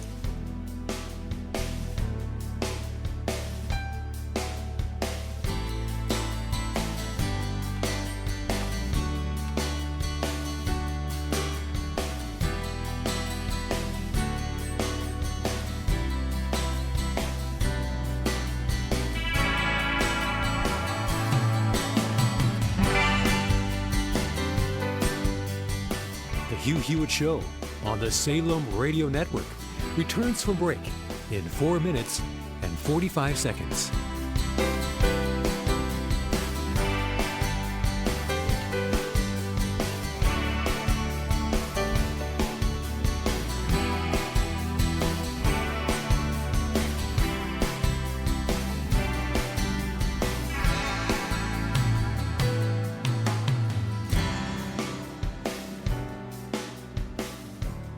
The Hugh Hewitt Show on the Salem Radio Network returns from break in 4 minutes and 15 seconds.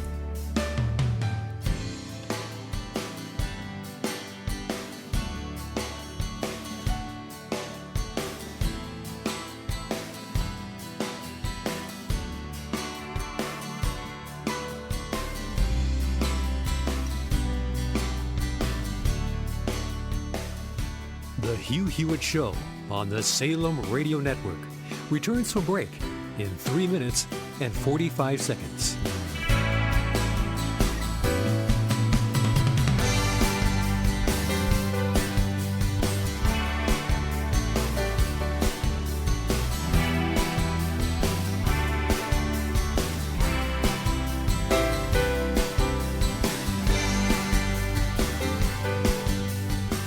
The Hugh Hewitt Show on the Salem Radio Network returns from break in 3 minutes and 15 seconds.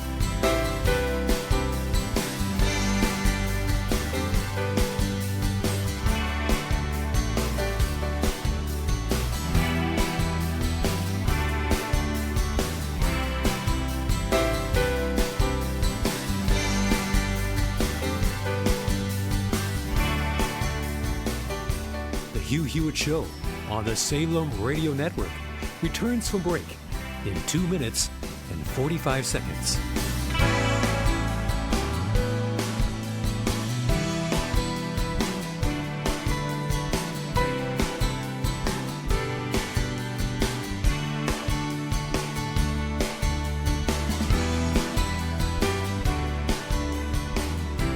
Hugh Hewitt Show on the Salem Radio Network returns from break in 2 minutes and 15 seconds.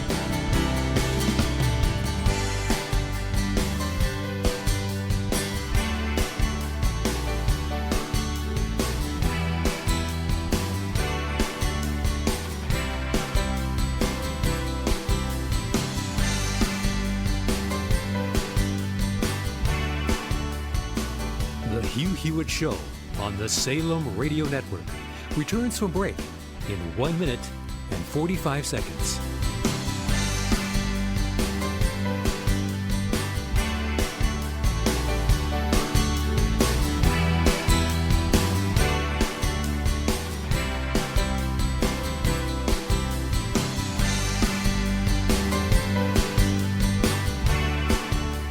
The Hugh Hewitt Show on the Salem Radio Network returns from break in 1 minute and 15 seconds.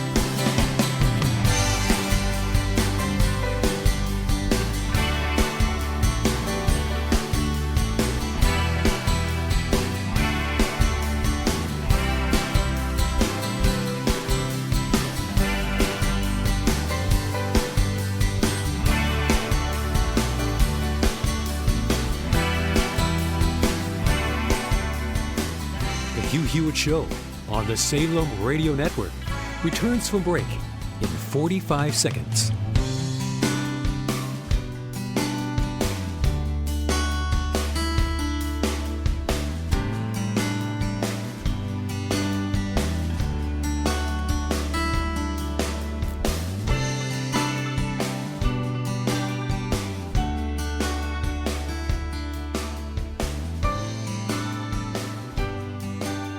The Hugh Hewitt Show on the Salem Radio Network returns from break in 15 seconds.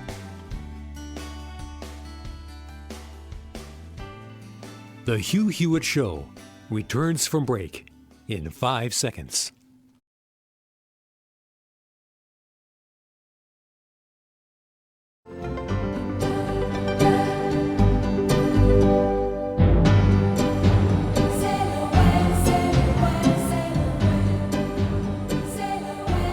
Welcome back, America. I doubt I will enjoy 2 segments more this year than what I'm about to do. And indeed, for the next few weeks, my guest, Admiral James Stavridis, retired United States Navy, and I will be talking about his brand new bestseller, Sailing True North, 10 Admirals and the Voyage of Character. Sailing True North is in bookstores everywhere. It's at Amazon. I just tweeted it out, and I'll be talking about it for a few weeks because I don't want to rush. I think this is important stuff. Admiral Stavridis, welcome back. It's always a pleasure to talk to you. My pleasure to be on with you, Hugh, and thanks for playing the music Sail Away as these segments started. Well, 9.5 years in deep ocean. I've often said to people, based upon your previous books, that you spent 11 years at sea. But in this book, in the introduction, you narrow it down to 9.5 in deep ocean. That means out of sight of land, right? Correct. The difference is coastal waters. So 11 years, day for day, aboard a ship at sea, and 9.5 years out of sight of land, deep ocean. So this is at least your 4th book, and this is the one that I think every 9th grader in America ought to be assigned to read, no matter what they know about or don't know about the ocean. Is it 4th or 5th? Hugh, this is actually my 9th book, and yeah, but the difference is 4 of those books are books about the ocean and watch standing. They're kind of naval guide books. So in terms of broad audience spectrum, this is really my 5th book. Well, let me tell you what you might find to be interesting. Everyone's going to have a different reaction to Sailing True North. And you know the Frank Luntz rules. You got to say the book's title 7 times in any segment or no one will remember Sailing True North. There is a bit in here about journalism. I don't know if you knew that you wrote about journalism. Did you know you wrote about journalism? Of course I knew I wrote about journalism. Herodotus and Thucydides, their separate approaches and biases led them to draw quite different conclusions about Themistocles. And I wrote a note there in the margin saying, this is every journalist in America on Trump, every journalist in America on Obama, every journalist everywhere about every dynamic leader. It all depends. You see what you see depending on where you sit. It's so true. And Themistocles is the first admiral that we're introduced to of the 10 admirals in this voyage of character.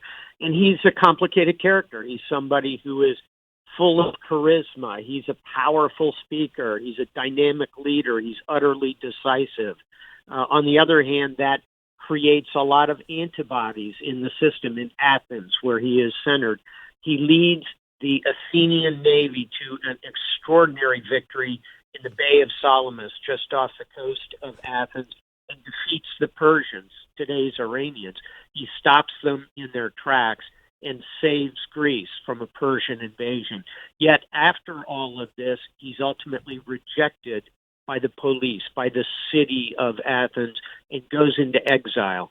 So a complicated character, a good place to start a book about character. Now, you call him a scorched earth leader. What do you mean by scorched earth leader? That everything to Themistocles was black and white, that he took no prisoners. If he were Cortez, he would have burned the ships of his expedition, so his troops had no way back. Themistocles was the ultimate binary choice kind of leader, and he was the kind of leader you need in moments of extreme existential crisis. That's why we include him at the beginning of Sailing True North. Now, I thought it was interesting because a lot of Themistocles' history depends upon those two sources, Herodotus and Thucydides, but there are legends, and you're not afraid of legends in telling this book. Why not? Because at the end of the day, what composes the narrative of our lives are the legends we build. And those are the result of character, about that inner voyage that we sail. You know, Hugh, we're awash in books on leadership, how to influence others. This ultimately is a book about how you lead yourself on that inner voyage. And that's what creates the legend that echoes and becomes an example for others. I'm going to come back to the personal story you tell about your dad and how you got into Themistocles, but I want to pause for a moment. These are about admirals, and obviously you were going to have the most simpatico with them because of your 9.5 years in the deep water and your 30-plus years in the United States Navy. But I was hoping to see something about Alcibiades in this because, and I always mispronounce his name, because Stephen Pressfield wrote those 2 books about him, and I've always thought him to be the most fascinating rogue, and Themistocles turns out to have been sort of his role model for being a rogue and going over to the other side. He was very much so, and here we're diving deep into ancient Greek history, but Alcibiades, of course, was so ingrained with Sicily and the movement of Greece to conquer and colonize Sicily, which really was foundational in the creation of the Roman Empire. The reason I went with Themistocles, you nailed it, is because of the ocean, because of the sea, because he was an admiral. I easily could have included Alcibiades, who was a rogue. Kind of another admiral who comes along later, of course, is Sir Francis Drake, who was kind of the pirate admiral. So you see again and again in these 10 admirals from history, different qualities of character, and I think that that's what makes Sailing True North the book that it is. One of the things that, I'm making a list of personal remarks. There are remarks throughout Sailing True North that people are supposed to, I think, write down and internalize. Refuse to be swept up in the mood of the moment. And that's very hard to do. You and I disagree about the Turkish situation, but I tried to begin the show by saying, talk to me in 5 years and I'll tell you how this works out, because the mood of the moment is completely critical of Trump, right? It's just devastating of Trump's decision. And the mood of the moment is very anti-Trump. And I just try always to understand what your first principles are and stay anchored. That is, and there's a nautical reference, that's your first lesson. Don't get swept up. It's so true. And to leap ahead in the list of admirals, let's park for a moment on Chester Nimitz. So Admiral Nimitz is a rising 4-star when Pearl Harbor happens. Obviously, Admiral Kimmel, who is in command of the Pacific Fleet, is fired, and Nimitz gets the call. So Nimitz shows up at Pearl Harbor after crossing the country, and he looks at this beautiful, glittering Pacific Fleet, and it's smoking hulks in the water. It's battleships that are sunk, thousands of sailors dead. You can smell the cordite in the air. And he takes command of the Pacific Fleet, Hugh. Here's the basic principle thought, takes command of the Pacific Fleet, not in his service dress whites, his choker whites, standing on the deck of a beautiful battleship. He can't even get on the deck of a carrier. They're out at sea trying to dodge the Japanese. He takes command of the Pacific Fleet as it's in ruins around him on the deck of a diesel submarine, the smallest ship in the fleet. And he's wearing rumpled set of khakis. And that is a moment of resilience. That is a moment when you reach inside yourself, you know your first principles. That's what Admiral Nimitz did. And I think that he did not get swept up in the mood of the moment, which was one of extreme defeatism. Instead, he resolutely led the fleet into the Second World War. Now, there is a tie between Chester Nimitz, and I've been to his hometown, which is in the middle of Texas, where the Museum of the War in the Pacific. Why would the Admiral of the Great Blue Ocean Sea come from Fredericksburg? I don't know. And I don't know a lot about Nimitz. I've learned Nimitz from your book. But what I loved was that when you went to China for the first time, you would toast Zhang He, who we're about to talk about. And the Chinese would respond with a toast to Nimitz. And what they have in common is vast calm. C-A-L-M for the Steelers fans out there. Vast calm.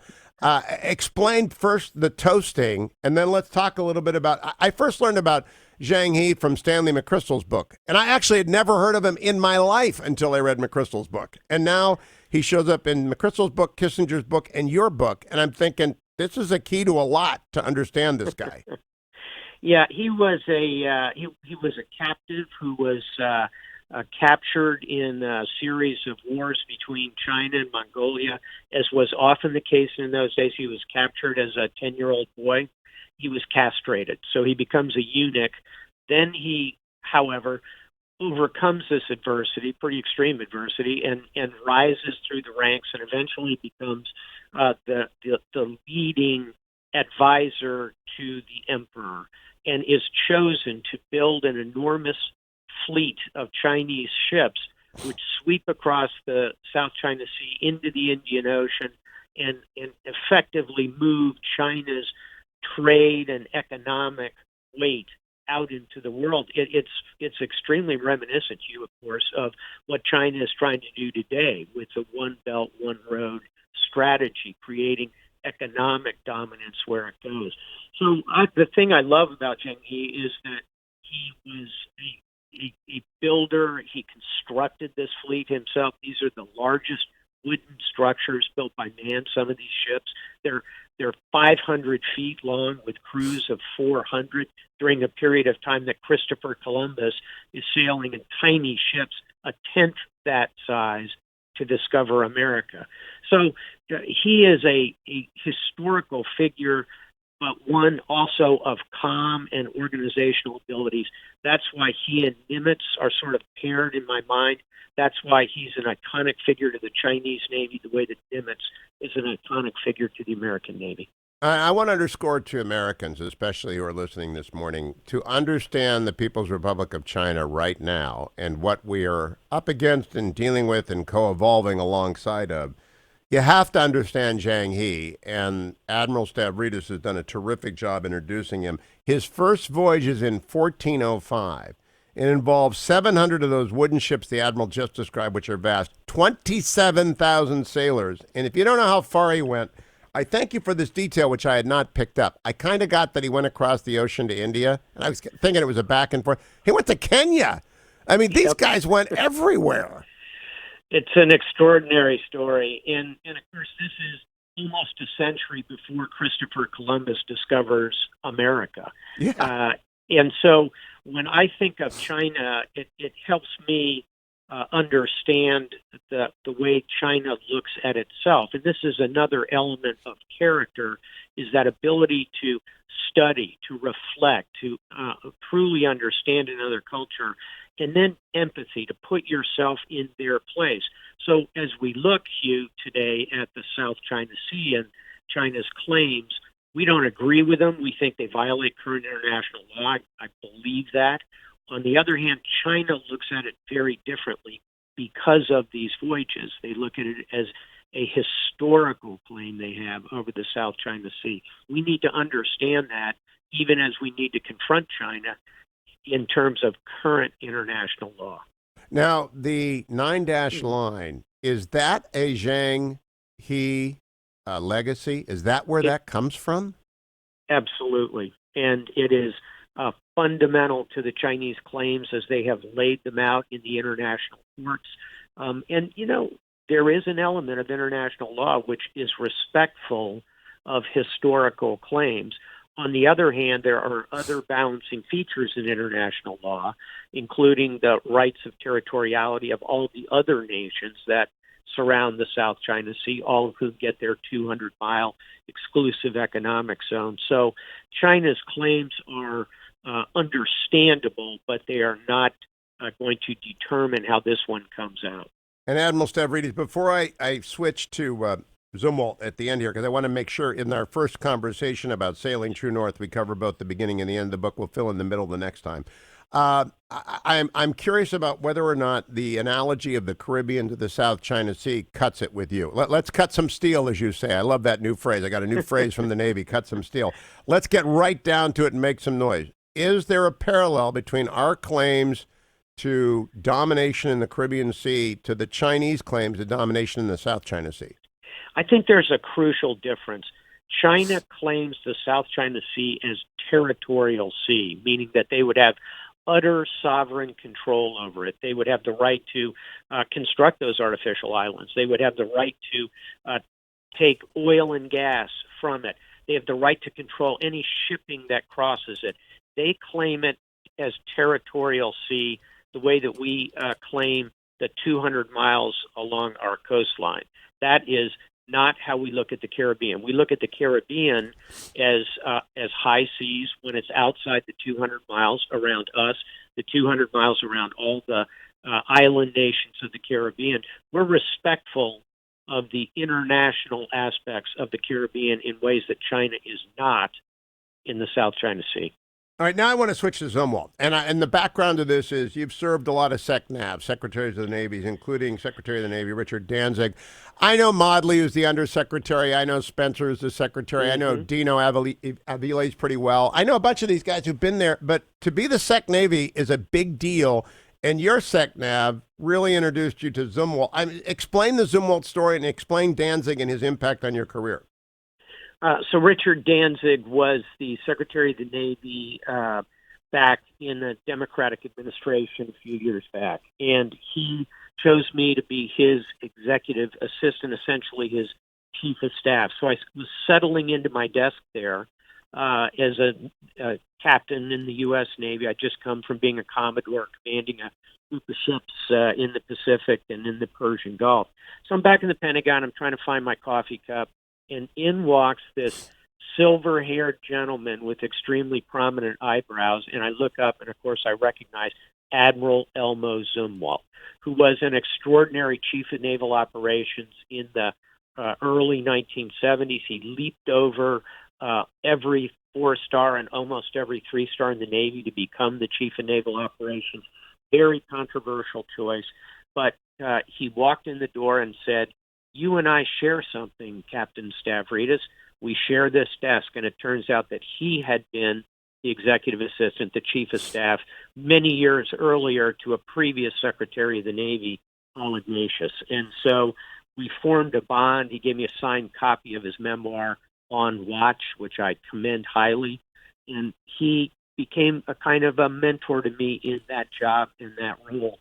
And that helped shape me later in life as a 4-star admiral to have had that encounter with Admiral Zumwalt.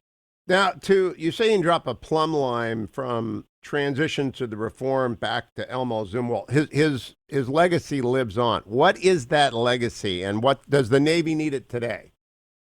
His legacy, above all, was listening to the sailors. Until Zumwalt came along, the Navy was a relentlessly, utterly traditional hierarchical organization. And of course, all militaries are chain of command driven. But what Zumwalt taught us was that you have to listen to the deck plates. You have to understand what the sailors are thinking. You have to listen to the chief petty officers. And that they are not going to determine policy for the Navy, but their voices have to be heard. And if you think of the 70s, this was sort of part of what was happening in the country as well.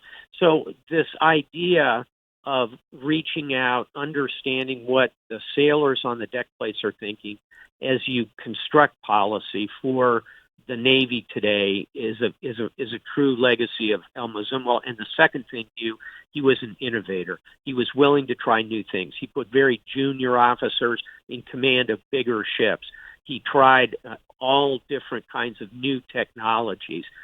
He had innovation, and that latter quality, I think, is what is somewhat lacking today, and where we need more emphasis in the Navy is a willingness to change. That, I think, is the ultimate legacy of Admiral Zumwalt. That was in his character. More on Sailing True North next week with Admiral James Stavridis. I've tweeted it out. Go and get it. It is called Sailing True North at Amazon.com. Timely book for everyone who wants to lead today. Thank you, Admiral. Thanks so much, Hugh. Talk again soon. Now, I've been talking with Admiral Stavridis. I want to go back and give Adam a second or two. I talked through the break so that we wouldn't break it up. And that's because whenever I post these as a podcast, I want people to understand it. What we do with the Navy right now is so vital, so absolutely crucial to the success of the United States. It explains the pivot away to the Middle East, our pivot to China. It explains everything. Here's what you missed. There is an element of international law which is respectful of historical claims.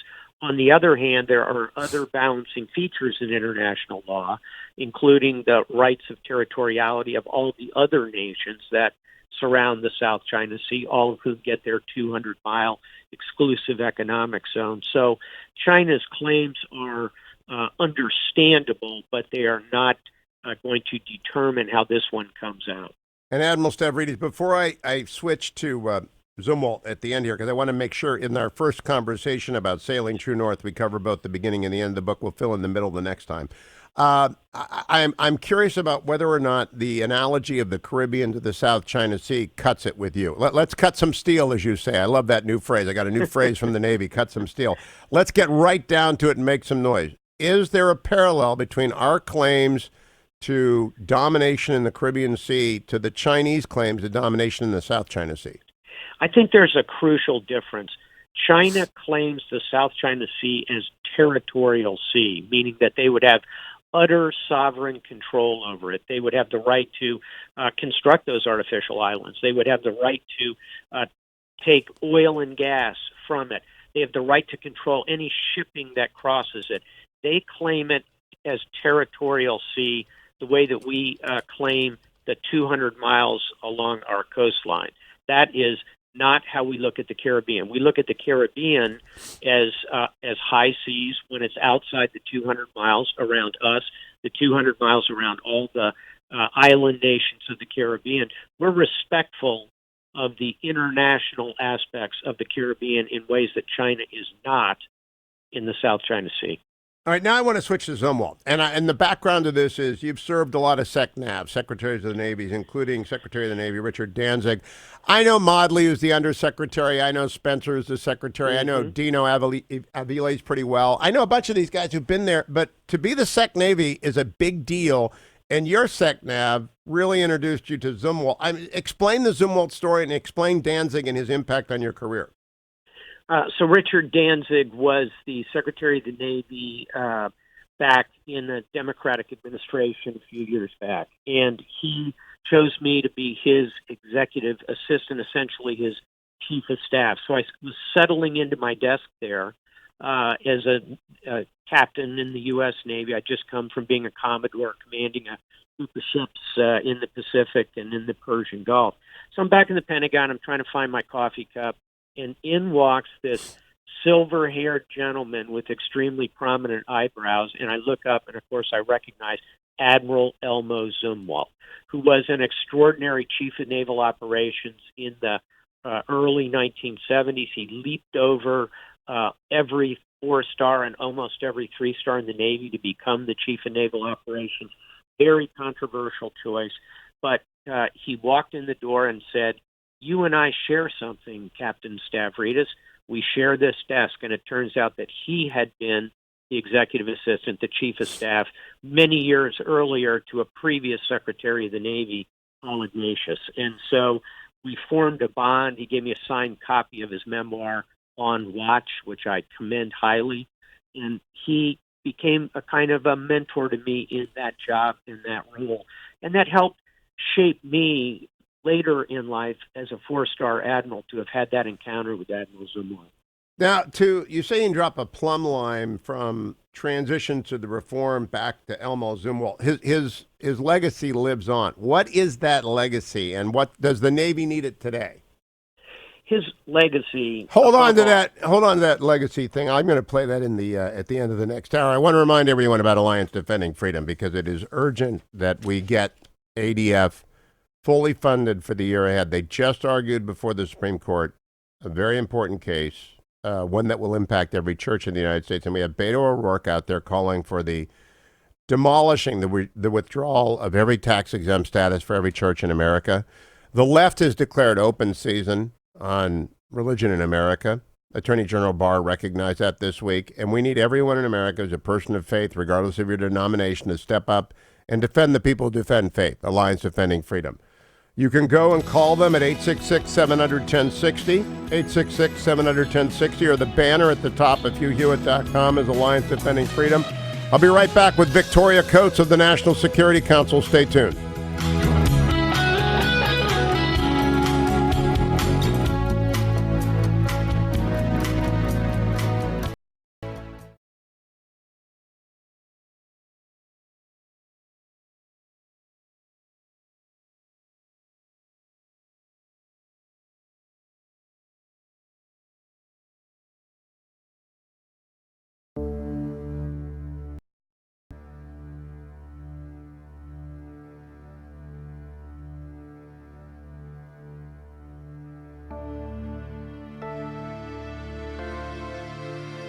The Hugh Hewitt Show on the Salem Radio Network returns from break in 8 minutes and 15 seconds.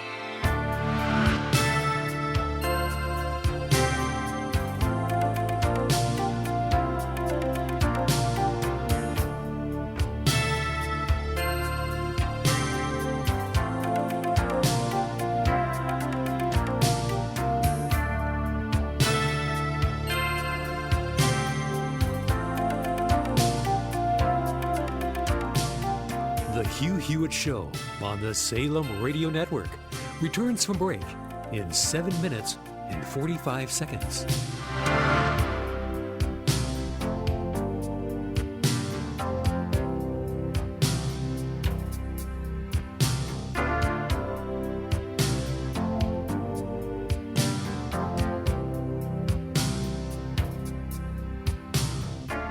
The Hugh Hewitt Show on the Salem Radio Network returns from break in 7 minutes and 15 seconds.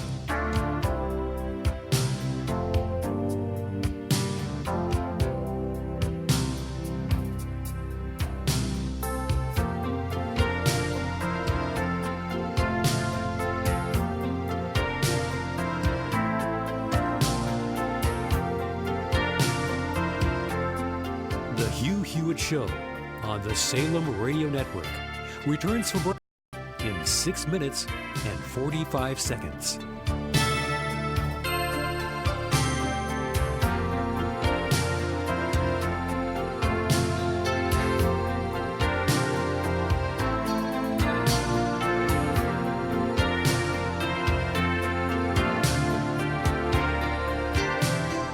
The Hugh Hewitt Show on the Salem Radio Network returns from break in 6 minutes and 15 seconds.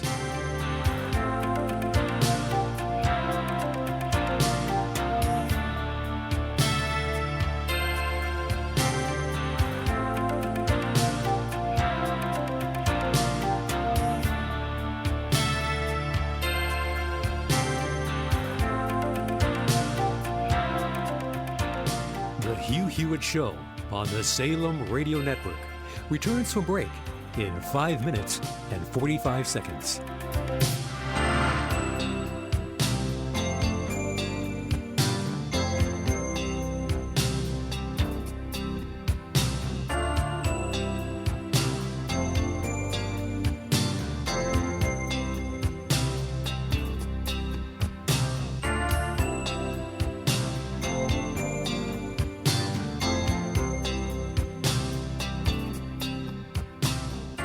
The Hugh Hewitt Show on the Salem Radio Network returns from break in 5 minutes and 15 seconds.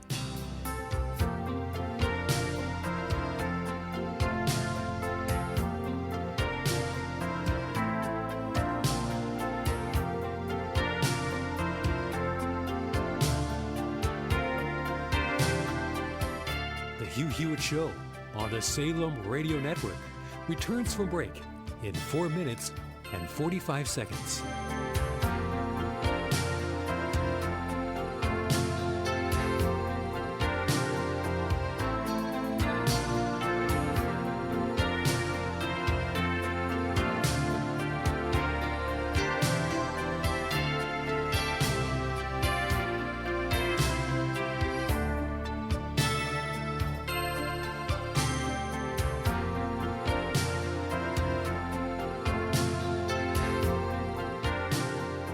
The Hugh Hewitt Show on the Salem Radio Network returns for break in 4 minutes and 15 seconds.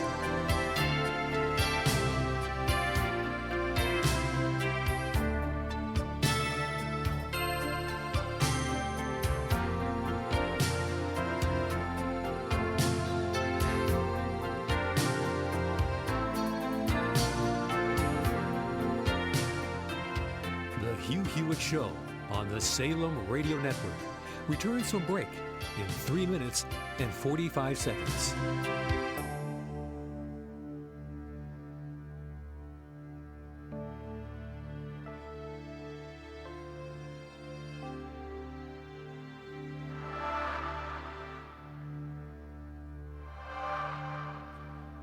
The Hugh Hewitt Show on the Salem Radio Network returns from break in 3 minutes and 15 seconds.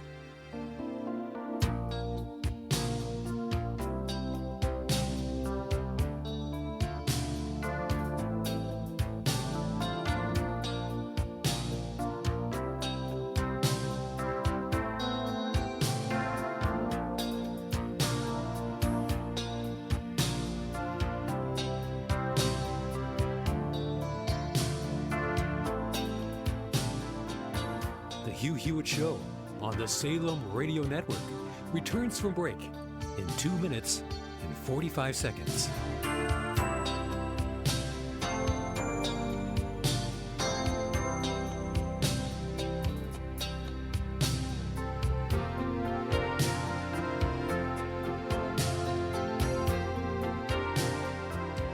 The Hugh Hewitt Show on the Salem Radio Network returns from break in 2 minutes and 15 seconds.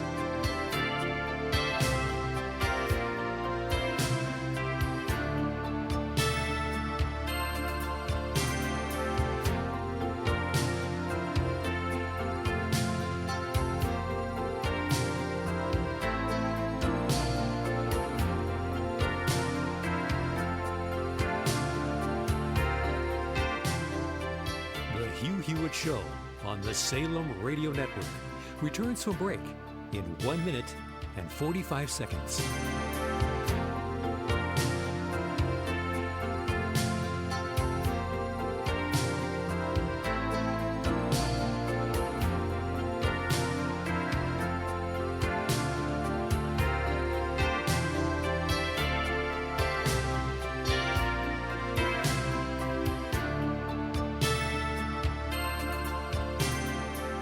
The Hugh Hewitt Show on the Salem Radio Network returns from break in 1 minute and 15 seconds.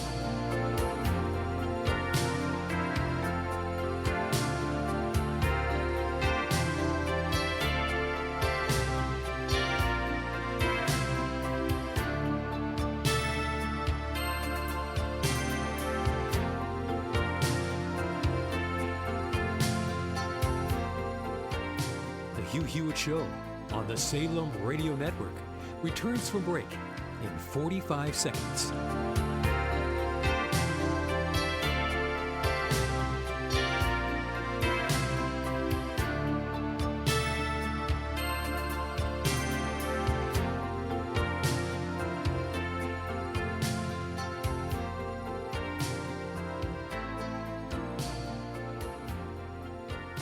The Hugh Hewitt Show on the Salem Radio Network returns from break in 15 seconds.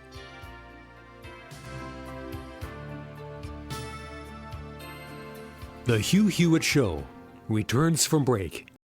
5 seconds.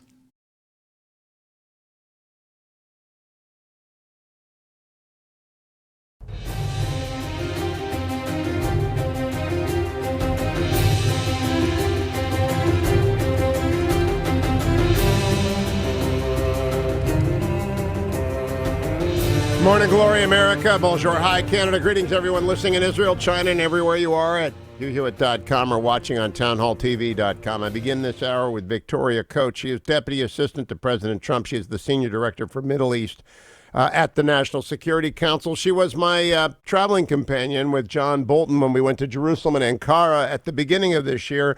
Here we are 10 months later, Victoria Coates, and there's quite a disaster in the making in Turkey. Can we begin at the beginning? How did American troops get to Syria in the first place? Good morning, Hugh. Thanks for having me on. It's good to hear your voice. The troop presence in Syria goes back to the previous administration. This was their solution to the Syrian problem set, I guess you can call it, and that is the policy we inherited. And so how many did we have in the area that President Erdogan threatened to invade a week ago? A couple of dozen. It wasn't very many. And that's part of the issue we have when you have a military the size of the Turkish army threatening territory like that, and you have just a couple dozen troops in place whose mission is a counterterrorism mission. It's not, I think, a great idea to have those guys in harm's way when that's not the mission they're there to do. It has been widely reported, I believe erroneously, but you tell me the truth, that President Trump green-lighted the Turkish invasion. Did he do so? That is utterly untrue. Across the board, the administration has been unified in conveying to our Turkish counterparts that this is a terrible idea. Nothing good could come of it. We did not in any way endorse it, that we offered mediation. We had been negotiating with the Turks. I mean, you were with us in Ankara when that process started, as you mentioned. Yes, it was moving slowly. No, that was not entirely the United States' fault, but it was moving. And I think that what the Turks decided to do, what Erdogan decided to do, was extremely rash, but certainly not in any way green-lighted by the President of the United States. And is it the opinion of the White House and the President that Erdogan was acting as a result of domestic political pressure and finally had reached the point where he was going to roll in regardless of whether or not American troops were in his way? Because they were a tripwire, and I know they were a tripwire, but they were a very, very small tripwire. I think there's a lot of logic to that. The pressures that Erdogan is under, both politically and economically, are pretty well known. And President Trump has spent a great deal of time over the last year trying to talk him out of this, and has been successful up until now. But I think those pressures, after some recent electoral mishaps, grew for him to be too much. And you can see from the response in Turkey, this move is very popular domestically for him at the moment because there haven't been any costs to it yet. You can see why he would do this now. Now, Victoria Coates, I am reminded of Israel's invasion of Lebanon to establish a safety zone in 1982. It never works, but I guess regimes never realize that if you break it, you bought it. And he's going to be stuck in Turkey. He's going to be stuck in Syria in that 20-mile zone for a long time, and they're not going to become suddenly happy Turkish citizens, right? Well, it's a bit of a stretch for me to equate Israel with Erdogan's Turkey, but I do think, again, you've made an excellent point. You had a reasonably stable area there that, compared to the rest of Syria, was pretty prosperous, and to disrupt that so aggressively. And we're hearing very disturbing accounts of what he plans to do in terms of changing the ethnic makeup of that region And it's very hard for me to see that being a model of stability. Now, there are also reports that Assad, who is a butcher, and we all know that, has been requested to assist the Kurds so that we may end up with a Russian-Syrian Kurdish line opposing a Turkish-Syrian line. Is that where we think this will stabilize? I don't know that I'd call that stable. That sounds like a pretty bad mix to me, and it's another reason why I think our service members should not be there at this time. As I'm sure you know, the president spoke with General Mazloum last night, or yesterday afternoon rather, and the general's message was that was not a finalized situation. So we'll wait and see how that plays out. So by not finalized, we don't know who is where yet along the front, and we don't even know where the front is? Exactly. Now, I've been trying to read everything, and I don't believe anyone knows anything at this point because of the chaotic nature of the fighting. I don't think I could say with certainty that ISIS fighters have escaped, or that ISIS, the one thing I know isn't happening is that the caliphate isn't reemerging out of the ashes of the ground like some phoenix, is it? No, not at the moment. But that's something, of course, we're very mindful of, and important to note in the president's statement yesterday. The troops that would come out of northeastern Syria are redeploying in the region. So they will allow us the ability to continue to monitor that situation. And the president has not given any direction for withdrawal from the garrison at Tanf.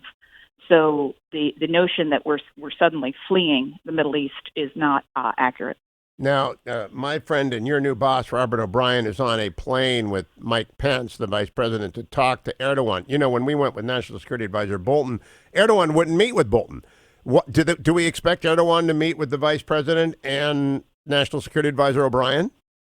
Well, they're not on the plane yet. And the meetings aren't set yet. So when we get more details on the travel, we'll share that. But that's certainly up to Erdogan. You know, the president talked to him yesterday afternoon as well. The lines of communication are open to him if he would like to talk. Certainly, Robert's offer to go over and mediate, and as you know, he's an extremely skilled diplomat. This is what he does. I would see it as a great opportunity for Erdogan to sort of tone this down a little bit. In the meantime, are there in fact moves to remove America's nuclear weapons from the Air Force Base in Turkey? There are no plans for that at the moment that I'm aware of. And what is the European Union's position and the NATO alliance's position vis-a-vis a member state attacking across an international boundary? Is there going to be a collective response? Well, obviously, there's a great deal of concern, and we've been in close contact with our European allies. I'd sort of bring up the example of 1974, which I find fascinating.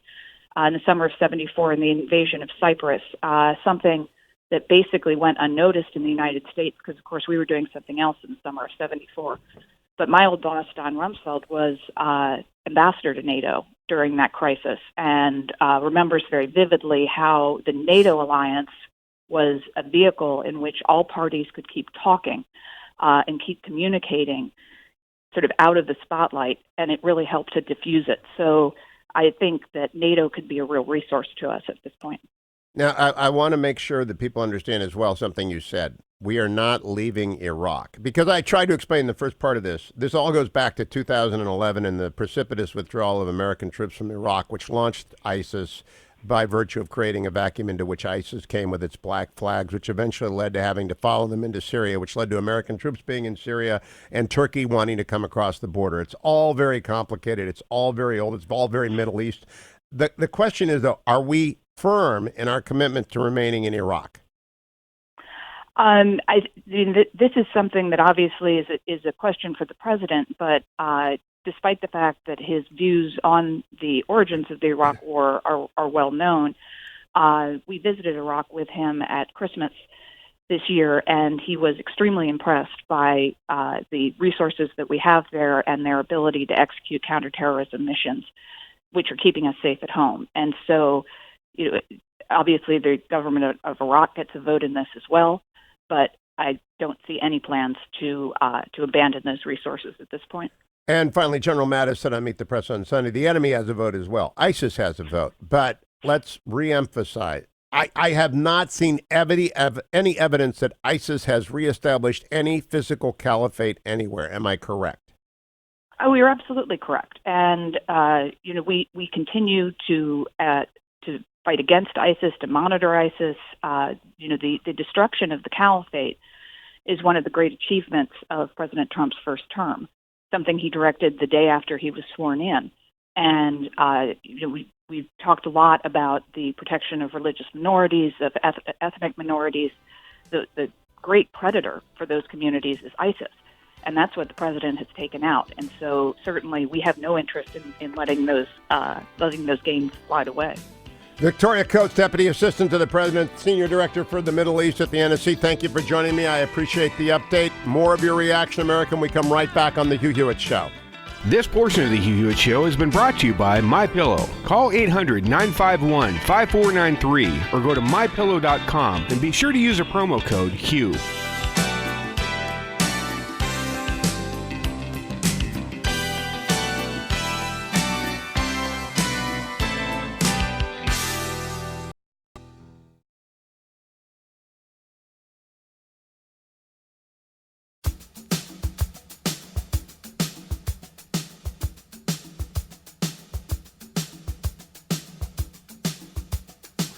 The Hugh Hewitt Show on the Salem Radio Network returns for break in 4 minutes and 15 seconds.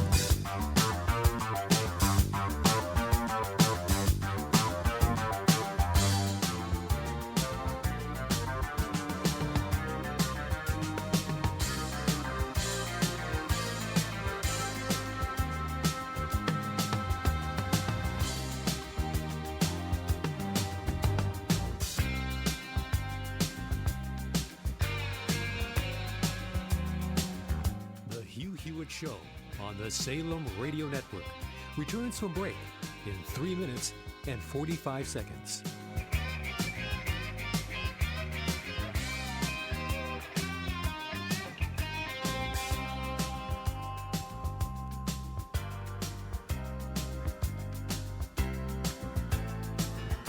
The Hugh Hewitt Show on the Salem Radio Network returns from break in 3 minutes and 15 seconds.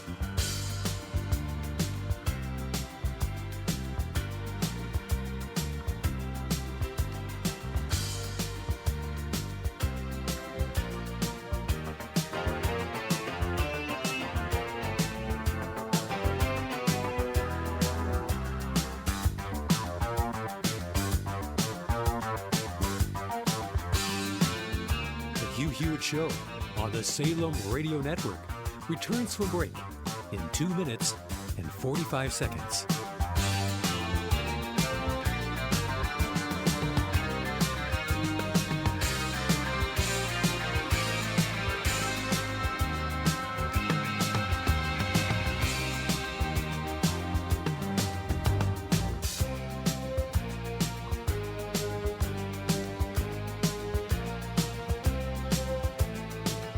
The Hugh Hewitt Show on the Salem Radio Network returns from break in 2 minutes and 15 seconds.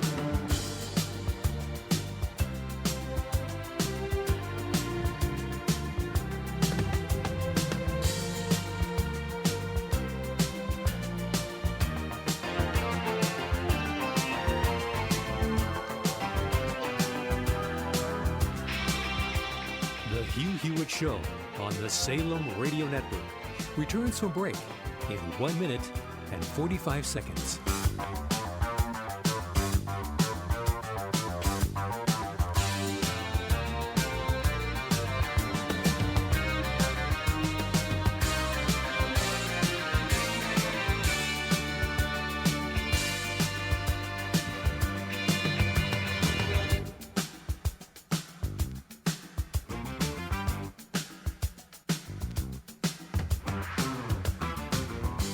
The Hugh Hewitt Show on the Salem Radio Network returns from break in 1 minute and 15 seconds.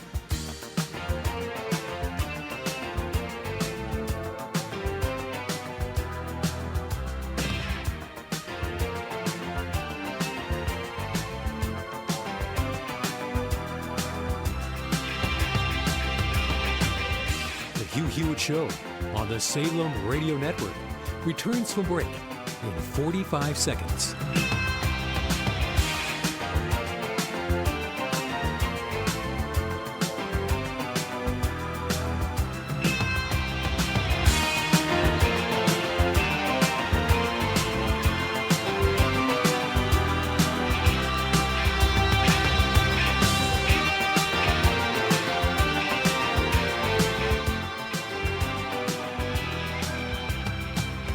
The Hugh Hewitt Show on the Salem Radio Network returns from break in 15 seconds.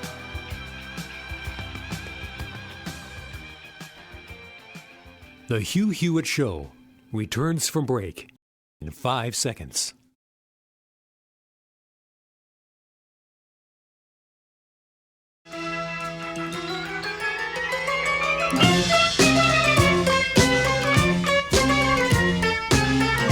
Welcome back, America. It's Hugh Hewitt.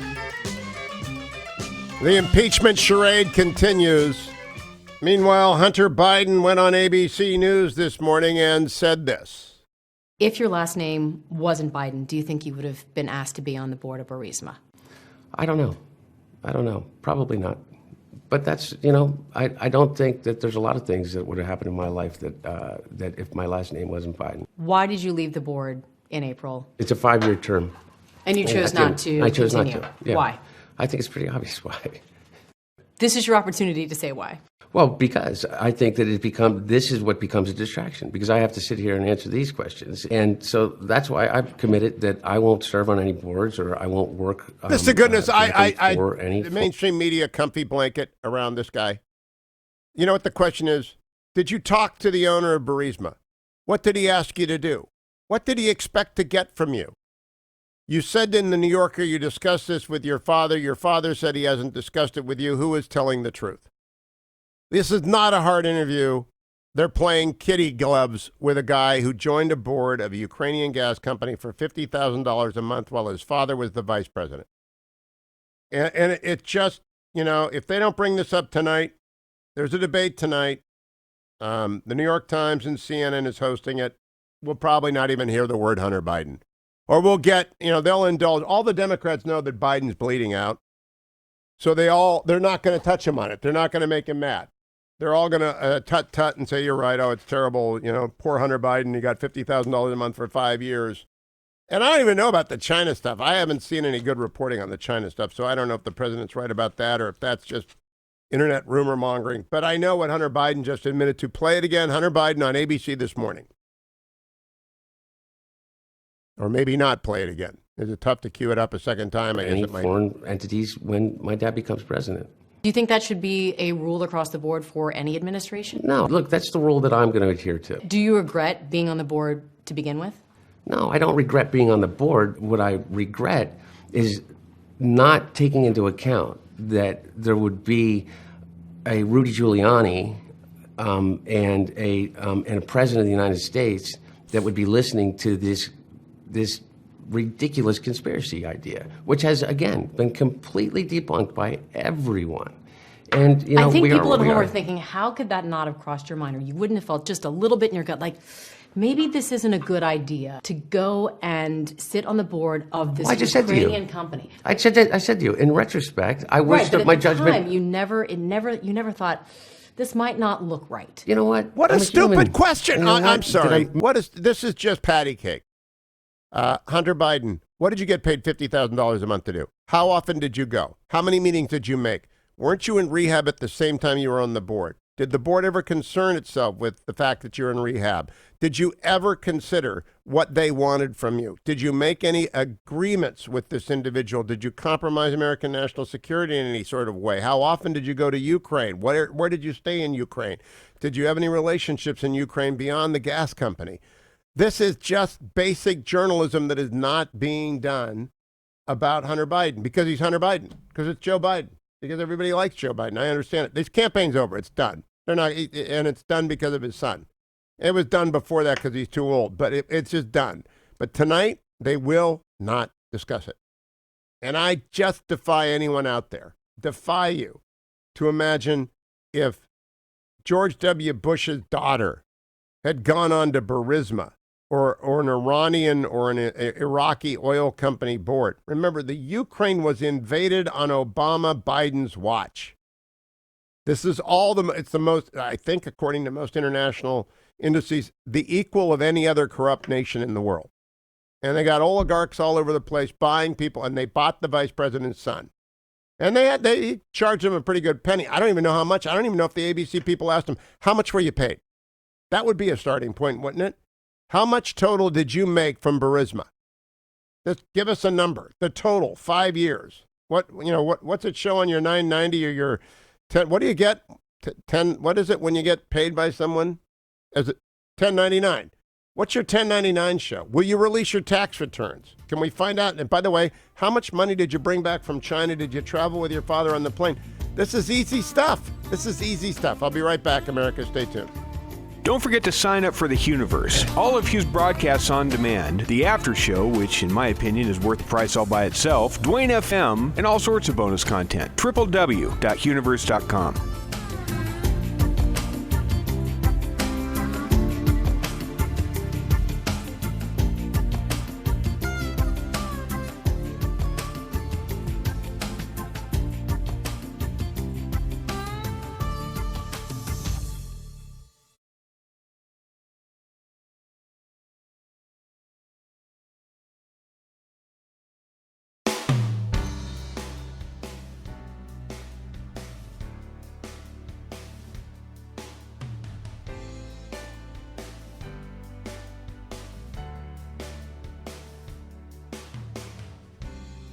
The Hugh Hewitt Show on the Salem Radio Network returns from break in 5 minutes and 15 seconds.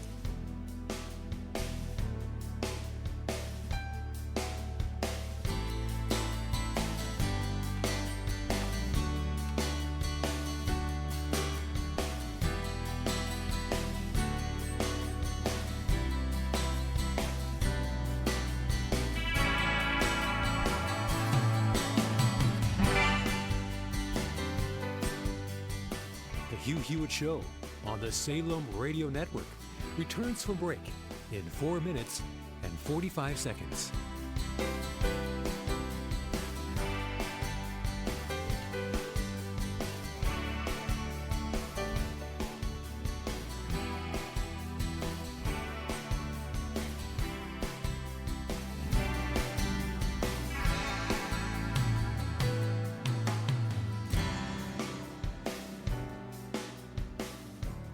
The Hugh Hewitt Show on the Salem Radio Network returns from break in 4 minutes and 15 seconds.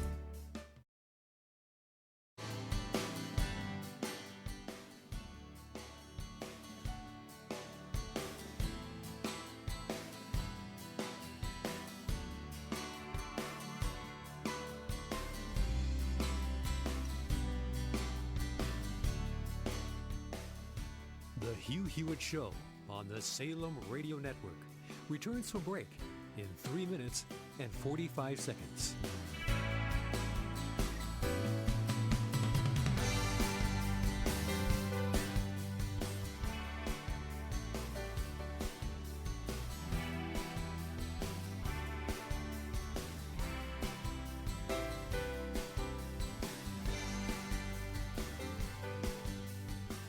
The Hugh Hewitt Show on the Salem Radio Network returns from break in 3 minutes and 15 seconds.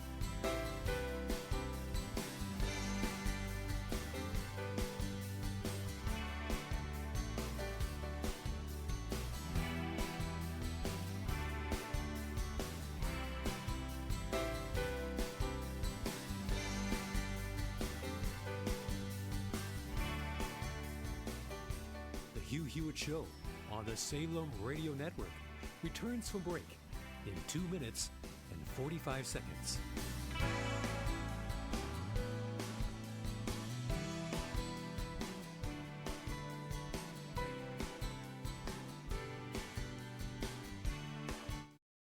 It's crazy. They feel like they have the license to go out and say whatever they want. It feels to me like living in some kind of Alice in Wonderland, where you're up on the real world, and then you fall down the rabbit hole, and the president's a Cheshire cat asking you questions about crazy things that don't bear any resemblance to the reality of anything that has to do with me. And so here's the answer. No one ever paid me $1.5 billion. And if they had, I would not be doing this interview right now. We saw you in those photos getting off of Air Force Two with your daughter, with your father. I have traveled there. everywhere with my dad. And I went there because my daughter was on the trip too. But did you talk about China or your deal with China? No. A 12-hour flight over? No, of course not. That never came up? No. Your father did shake hands with Mr. Lee, though, correct, in the lobby of that hotel? I don't remember, but probably. Yeah, I hope so. I hope he did. He was my friend. Jonathan Lee. Yeah, for almost 13 years. He was your friend and your business Yeah, partner. but I understand. So really, Amy, whether I'm in New York or whether I'm in Washington, D.C., a friend and a business associate is in the hotel, and my dad's staying there. Is it inappropriate for me to have coffee with them? I don't so that find meeting anything was wrong. not a mistake. It was not unethical. 100% not. No. What do you say to people who believe this is exactly why people hate Washington? A vice president's son can make money in countries where your father is doing official government business. By the way, I don't know what to tell you. I made a mistake in retrospect as it related to creating any perception that was wrong. And so, therefore, I'm taking it off the table, Amy. I'm making that commitment. Let's see if anybody else makes that commitment, but that's the commitment that I'm making.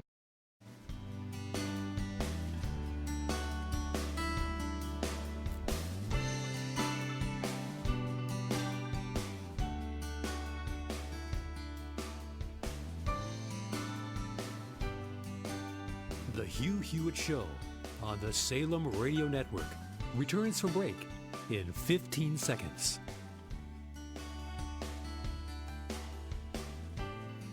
The Hugh Hewitt Show returns from break in 5 seconds.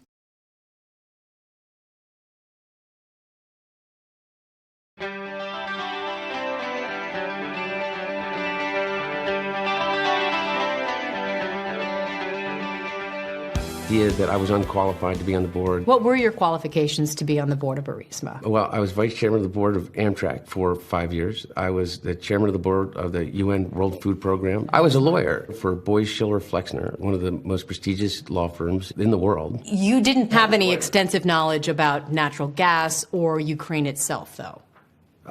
No, but I think that I had as much knowledge as anybody else that was on the board, if not more.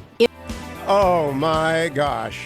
Welcome back, America. It's Hugh Hewitt. That was Hunter Biden on ABC News. I'm joined by Robert Costa of the Washington Post. Oh, that's going to leave a mark, Bob Costa. Did you hear the ABC News interview with Hunter Biden earlier? I heard it. What'd you think? He's trying to answer these questions about his role in Ukraine, and the questions aren't going to go away. It's going to be hard to see how he only does one interview. But I view it as the end of the Biden campaign, and I am not being dramatic. When he was asked directly, in fact, I want to see if we can play cut 4 for you, about the allegation, not that he was paid by China, but that he brought back $1.5 billion to invest in his hedge fund. This is how he answered cut number 4. Questions about crazy things that don't bear any resemblance to the reality of anything that has to do with me. And so here's the answer. No one ever paid me $1.5 billion.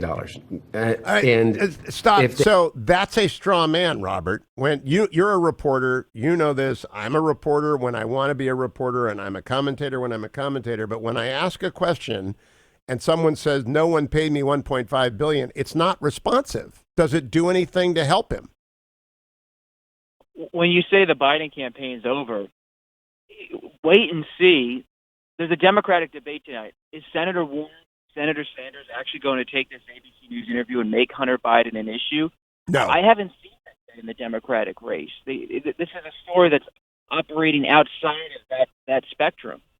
I agree completely. I wouldn't touch this. It's the old rule of politics. When your opponent is committing suicide, don't step into the ring with him. The Biden campaign is bleeding out on its own. I would stay. In fact, I might even be sympathetic to Joe. If you're Elizabeth Warren, you might tut the media. You might attack the president. You might attack Donald Trump Jr. Wouldn't that be the smart tactic? we'll have to wait and see. The interview I want to see is Vice President Biden on this at length. Hunter Biden is interesting to a point, but he's the son. The candidate is what matters here. What was Vice President Biden's awareness? What was the arrangement? Any kind of discussion? I know Vice President Biden has made statements, but like anyone running for public office, I'd like to hear more. Voters would like to hear more as a reporter, too. Okay, mark it down on October 15th, the Ides of March. Hewitt says Biden is done because you can't survive this kind of swampy stuff. By the way, Robert Costa, speaking of swampy World Series, if the Yankees win and the Nationals get their fourth win, that'll be the Acela Corridor World Series. That will be the swampiest World Series everywhere. We will have production teams like John Reese and Chuck Todd won't talk to each other for a week. Guy Benson and James Homan will be at each other's throats. Which side of that coin are you going to be on? I was at the Nationals Game 3 last night, and I don't think it's fair for you to lump the Nationals in the Washington swamp. The Nationals as a franchise, as a team, they exist outside of the swamp. I mean, how can you say Juan Soto is the swamp?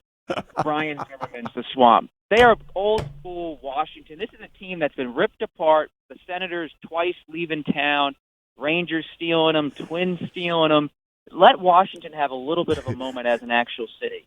This is the swampiest answer I've ever gotten out of Robert Costa. He's defending the Swamps logo, but it's got the big W on it. They might as well have WS on it. But I gather your heart is with the Nats on this one, Bob Costa? Yeah, it's a great team. It's about time. Okay. I'm an Indians fan. I don't care. I hate the Yankees, so I'll be rooting for them. I hate the Yankees, but there are a lot of Yankees fans in this city, and of course, all the people in D.C. work for people in New York in the media, so they're going to have to tread a little bit carefully. Let's get back to politics. Yesterday, there was testimony. We don't know what was said because Adam Schiff is keeping it secret. I believe it's a sham impeachment. I believe keeping it secret is a great disservice to America. Is Schiff winning or losing on that issue? Schiff's, he's having his own struggles in communicating the public message, but he is probing. He's getting a little bit lucky based on my reporting. All of these officials want to speak out. They're speaking to him and his committee behind closed doors. And when you have people like Fiona Hill and Ambassador Sondland heading to Capitol Hill, it's helping Schiff and the House Democrats to make their case. Even if you think they're inept at making the case, he's getting witnesses that are providing new information. I mean, to hear about John Bolton's word to Fiona Hill that something nefarious is going on, at least that's her view, about her characterization of the conversation. We got to hear from Bolton. That's helping the Democrats make their case. Oh, by the way, I can absolutely hear in my own head John Bolton saying, I want nothing to do with this drug deal between A and B, Mick Mulvaney being B. Isn't that a Bolton-like statement? When I read it, I thought the same thing. He was someone who's interviewed him and covered him. That's a Bolton. Bolton at his heart is a conservative ideologue and a Washington lawyer who's careful and knows how to wield a knife. And he doesn't want to be too close to anything that's going to be a garbage fire like that. No, this came out. This is completely authentic.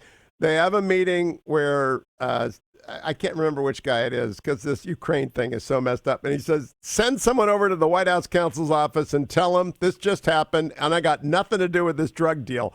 Robert, you never went to law school, but the only thing I remember out of antitrust is that if you're ever in the room when an antitrust violation is occurring, you're supposed to knock over the water on yourself, get it all over you, stand up, make a scene, and leave the room so that everyone will remember that you left the room before the law was broken. That's what Bolton was doing. Exactly right. And that's what he was telling Fiona Hill to do by going to talk to the White House counsel and the national security lawyer. But I'm not going to make the next step. Just because Rudy is conducting a back channel doesn't mean the back channel is illegal. The original back channel is what? It's Henry Kissinger going to China. It's up for Congress to decide whether this all reaches that threshold of abuse of power. Oh, no, I'm talking illegality as opposed to impeachable offenses, whatever a majority of the Congress says it is. But illegality. I don't understand you know the government. You're a lawyer. Why not use – we have foreign service officers that are sworn to uphold the Constitution and conduct foreign policy. Why not use foreign service officers? Why do it through this kind of freelance foreign policy? Well, Robert Costa, you know history. You ever hear the name Harry Hopkins? It is. Presidents have personal lawyers and confidants do things like this over the years. But is this not different to you, even compared to Harry Hopkins? Well, Harry Hopkins and Henry Kissinger and all sorts of people do all sorts of things for presidents for all sorts of reasons. And I'm just saying... Kissinger was different. Kissinger's different. He was in the government. He was a National Security Council member. Yes, he was. He was new. He was operating secretly, though, by directive of Nixon, not even telling William Rogers or Melvin Laird what he was up to. So back channels and secret negotiations aren't unusual. Harry Hopkins is the analogy, and Harry Hopkins is, of course, an American hero. A lot of people say bad things about him. I don't believe that. But Harry Hopkins is the original example of private diplomacy, and presidents have been doing this forever. And if they want to make that an impeachable offense, they can, but they better do it in public. Here, look, the Southern District of New York is reportedly investigating Giuliani's. It's all about were there financial deals. You cut out on me there. You cut out on me. If you were saying that... There's a question about whether financial discussions were involved. That's why Giuliani's under scrutiny with the Southern District. Oh, yeah. And by the way, it's radioactive with two people who've been indicted who are working with Giuliani. And if it comes out that Giuliani was making money on the side on a presidential side deal, he'll go to jail. I mean, everyone has the same set of laws. What I don't believe is fair, what I think the American people are going to reject, are secret hearings. We've never done that, Robert Costa. It's a sham to call an impeachment inquiry if we can't see. I mean, I spent all summer in 1973. I don't even know if you're born. But I spent all summer in 1973 watching the Watergate hearings every day in summer school. Why can't we watch this? Look, sunlight is the best disinfectant. I'm always open for more hearings, for more public viewing. House Democrats are arguing to me privately that they need to just talk to these national security officials in a way that's not theater, and that's why they don't want to do it. Republicans say, though, they're just worried their questions aren't going to look sharp, and they want to make sure they protect the message in the view of the public. But I believe the cost of that is Steve Scalise going on Fox Business with Maria and saying it's a kangaroo court. I write in the Washington, but it's a kangaroo court if it's secret. It's not what we've done before. Have they come up with any precedents in your reporting for what they are doing right now? Not yet, but they're not ruling out public hearings. I mean, if you have a John Bolton come, it may not be behind closed doors. You could have some public hearings here at some point. There is no way John Bolton is going to testify. He's the National Security Advisor, executive privilege. If it extends to anyone, it extends to him. Robert Costa, always a pleasure. Follow him at Costa Reports. I think he's rooting for the Nats, though. I think that was the swampiest defense of the Nats I've ever heard, but Costa Reports will be there for Game 4 tomorrow night, probably. I think he'll be there. Let me go and check the pre-market report brought to you by AndrewandTodd.com. AndrewandTodd.com are the world's best mortgage lenders. They are with Sierra Pacific Mortgage. They do what no one else does. They tell you the truth right away, up front. If you go to AndrewandTodd.com and answer a couple of questions, they will tell you exactly what to do or not do. They will not recommend a loan that doesn't make any sense. They will not get you into a reverse mortgage if you're a senior citizen for whom it does not make any sense. They will tell you don't buy a vacation home if you can't afford a vacation home. And they will tell you to refinance if you can save money every month or cut years off of the length of your mortgage and save yourself tens, if not hundreds of thousands of dollars. Right now, the 10-year Treasury this morning at 1.70. It's down 0.03% in the morning trading. Interest rates are falling again. Time to get over there and go to AndrewandTodd.com or call 888-888-1172. World's best. Absolutely. Taking care of me, my family, everybody who listens to the show, 888-888-1172. Yesterday, the Dow was down 29 points. The NASDAQ off 8 1/4. S&P down 4 1/10. This morning, everything's green, but not by much. The S&P is up 8 points. The NASDAQ up 21. The Dow up 79. Overnight, Japan took off almost 2%. Go figure. England is treading water as we wait on the Brexit negotiations. And light crude's at $53. It's down a little bit. Gold at $1497.50 off. It's a great entry point for gold, but it's a great entry point for your refinancing right now. AndrewandTodd.com. But if you want to buy gold, by the way, head over to birchgold.com/Hugh. birchgold.com/Hugh. When we come back, a final review of what's going on in Turkey. I talked to Victoria Coates earlier today, and you got to hear Tom Steyer. This is what you're going to hear tonight at the Democratic debate, cut number 9.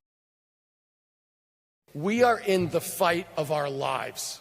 Everything is on the table in 2020. They think so, too, because they think if they lose in 2020, that they're going to have to, the rules are going to be fair, and they're never going to win again. And they're right. If we win in 2020, they're done forever. But it's scary for us, too, because if they win, literally, it could be the end of the world. Yeah, literally, it could be the end of the world. That's the kind of guy you want to be president, right? Tom Steyer. Literally, it could be the end of the world. Literally, could be the end of the world. Then you need relief factor. If it's going to be the end of the world, you might as well feel well when the end of the world comes, when Tom Steyer becomes... that's the stupidest thing I've heard. God, what a moron. How did he make $1 billion? ReliefFactor.com, support for the temporary relief of minor aches and pains. Icarian, curcumin, resveratrol, and omega. Take it every single morning. Tom Steyer should take it. It'll make his hurting head feel less bad. Honestly, it's just for the minor aches and pains. If you played beach football like I did this weekend and you're feeling, I shouldn't have done that, or you ran too far, you bicycled too far, you're out too late, you climbed too many steps at Nat Stadium last night, all you need is ReliefFactor.com. $19.95 gets you started. 3-week trial supply. ReliefFactor.com is for you. It's for me. It's for everyone who's listening. Come right back, America. A little bit more. One more segment on today's Hugh Hewitt Show. Portions of the Hugh Hewitt Show are brought to you by Alliance Defending Freedom.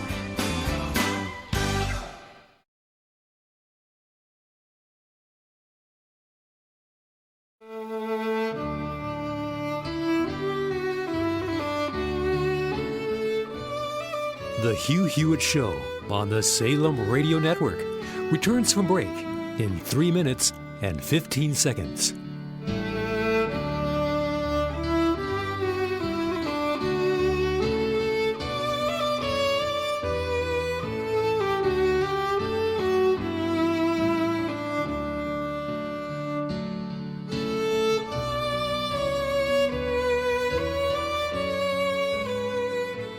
The Hugh Hewitt Show on the Salem Radio Network returns from break in 2 minutes and 45 seconds.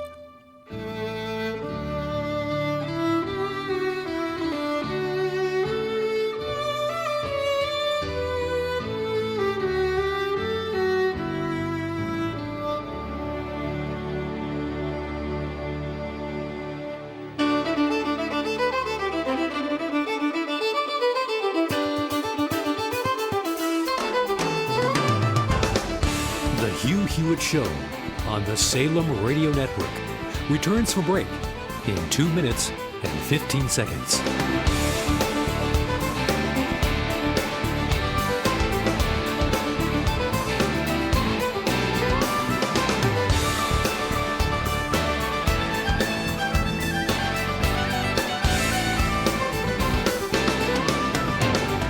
The Hugh Hewitt Show on the Salem Radio Network returns from break in 1 minute and 45 seconds.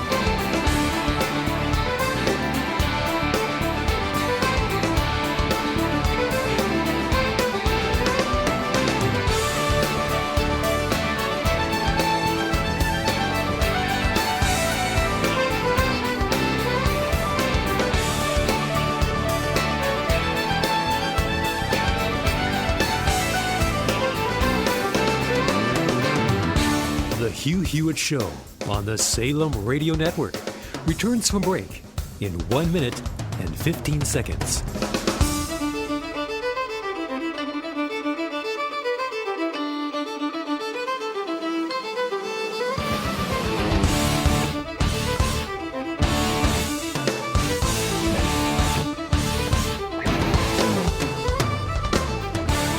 The Hugh Hewitt Show on the Salem Radio Network returns for break in 45 seconds.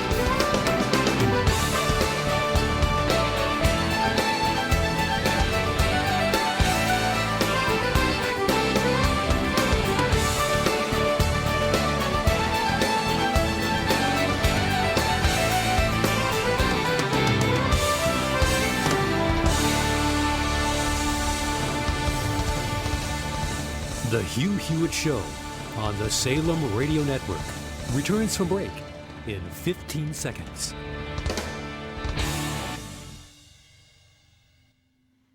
The Hugh Hewitt Show returns from break in 5 seconds.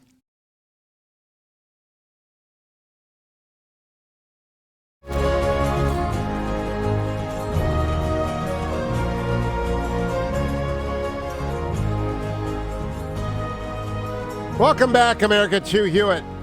Little quiz for you people out there who are blaming Donald Trump for the fighting in the Middle East. When did the Syrian civil war begin? Anyone out there? No? 2011. Now, it had broken out before we withdrew our troops from Iraq precipitously in 2011 on a bogus reason, because Barack Obama didn't want to do it anymore. And that led to the rise of ISIS because the Islamic militants, the Islamic State, grew out of Syria, and the chaos of the civil war spread into Iraq, got as far as Mosul, took over Mosul, routed the Iraqi army because they did not have American advisors with them. They fell back, and it took forever to get the land back, and it took American troops. And we weren't really winning that battle until Trump became president, changed the rules of engagement. American air power came in behind Kurds on the ground, destroyed ISIS. Now, Erdogan called up and says, those Kurds are a menace to me. I'm coming in. He did it last year, and Trump said, okay, I'll get out. And then Trump was talked out of it. And I was on the trip with Bolton to Ankara and Jerusalem, where the delay was explained. And Turkey was mad.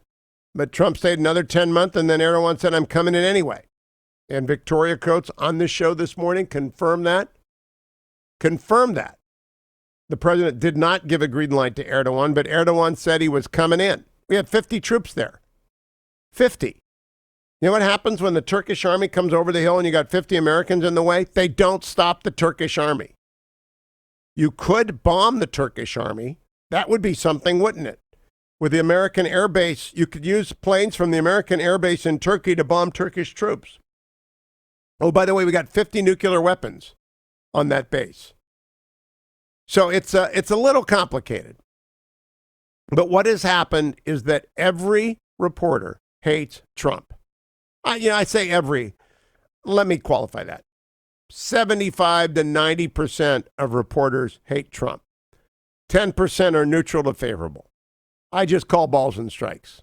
When he does something smart, I applaud. When he does something stupid, I boo. It's like the referees at the Browns game. I know when they make a bad call. I know when they make a good call. I know when they're trying and they make a bad call. I know when they're not trying and they make a bad call.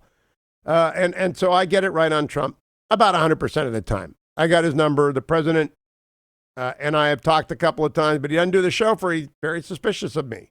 You know, he knows that I ask tough questions. But the tough questions this time are all about people who are pretending that this was Trump's fault. When in fact, you go back to the invasion of Iraq, then you go back to the surge, then you go back to the restoration of order, then you go back to the Obama administration's partial surge into Iraq, then you go back to the withdrawal of troops, then you go back to the drawdown in Afghanistan. Our Middle East policy has been a mess for 15 years. And Trump is trying to straighten the lines, keep Iraq standing, keep our allies safe, send 1,500 troops to Saudi Arabia, make sure our lines are drawn up, and bring pressure to bear on Turkey to withdraw back over the border. And guess what? Assad's going to end up with all of Syria because he's a butcher. That's what's going to happen. And unless you want to fight Assad, and I don't, we could have done that when we invaded originally in 2003. We would have kept going, but we didn't. And now we are not an imperial power. We are not an expeditionary force. We are not the kind of country that does that. We have tried 3 times to do that. And 3 times we have failed to do that. All right. We do not do the British Empire. The American people will not support it. Now, on the political side, this impeachment thing is a scam. It's in secret. It's a kangaroo court. And it will be revealed as such, even if they've got Rudy doing dumb things. Even if Rudy is, as John Bolton said, a hand grenade. And I mean, I can hear John Bolton saying that in my head as Robert Costa and I were discussing. If they said, I want nothing to do with this drug deal that X is putting together with Mick Mulvaney, that is such a Bolton. And Bolton and Mulvaney didn't get along. I mean, it's like every other West Wing in the history of West Wings. And trying to make this one different.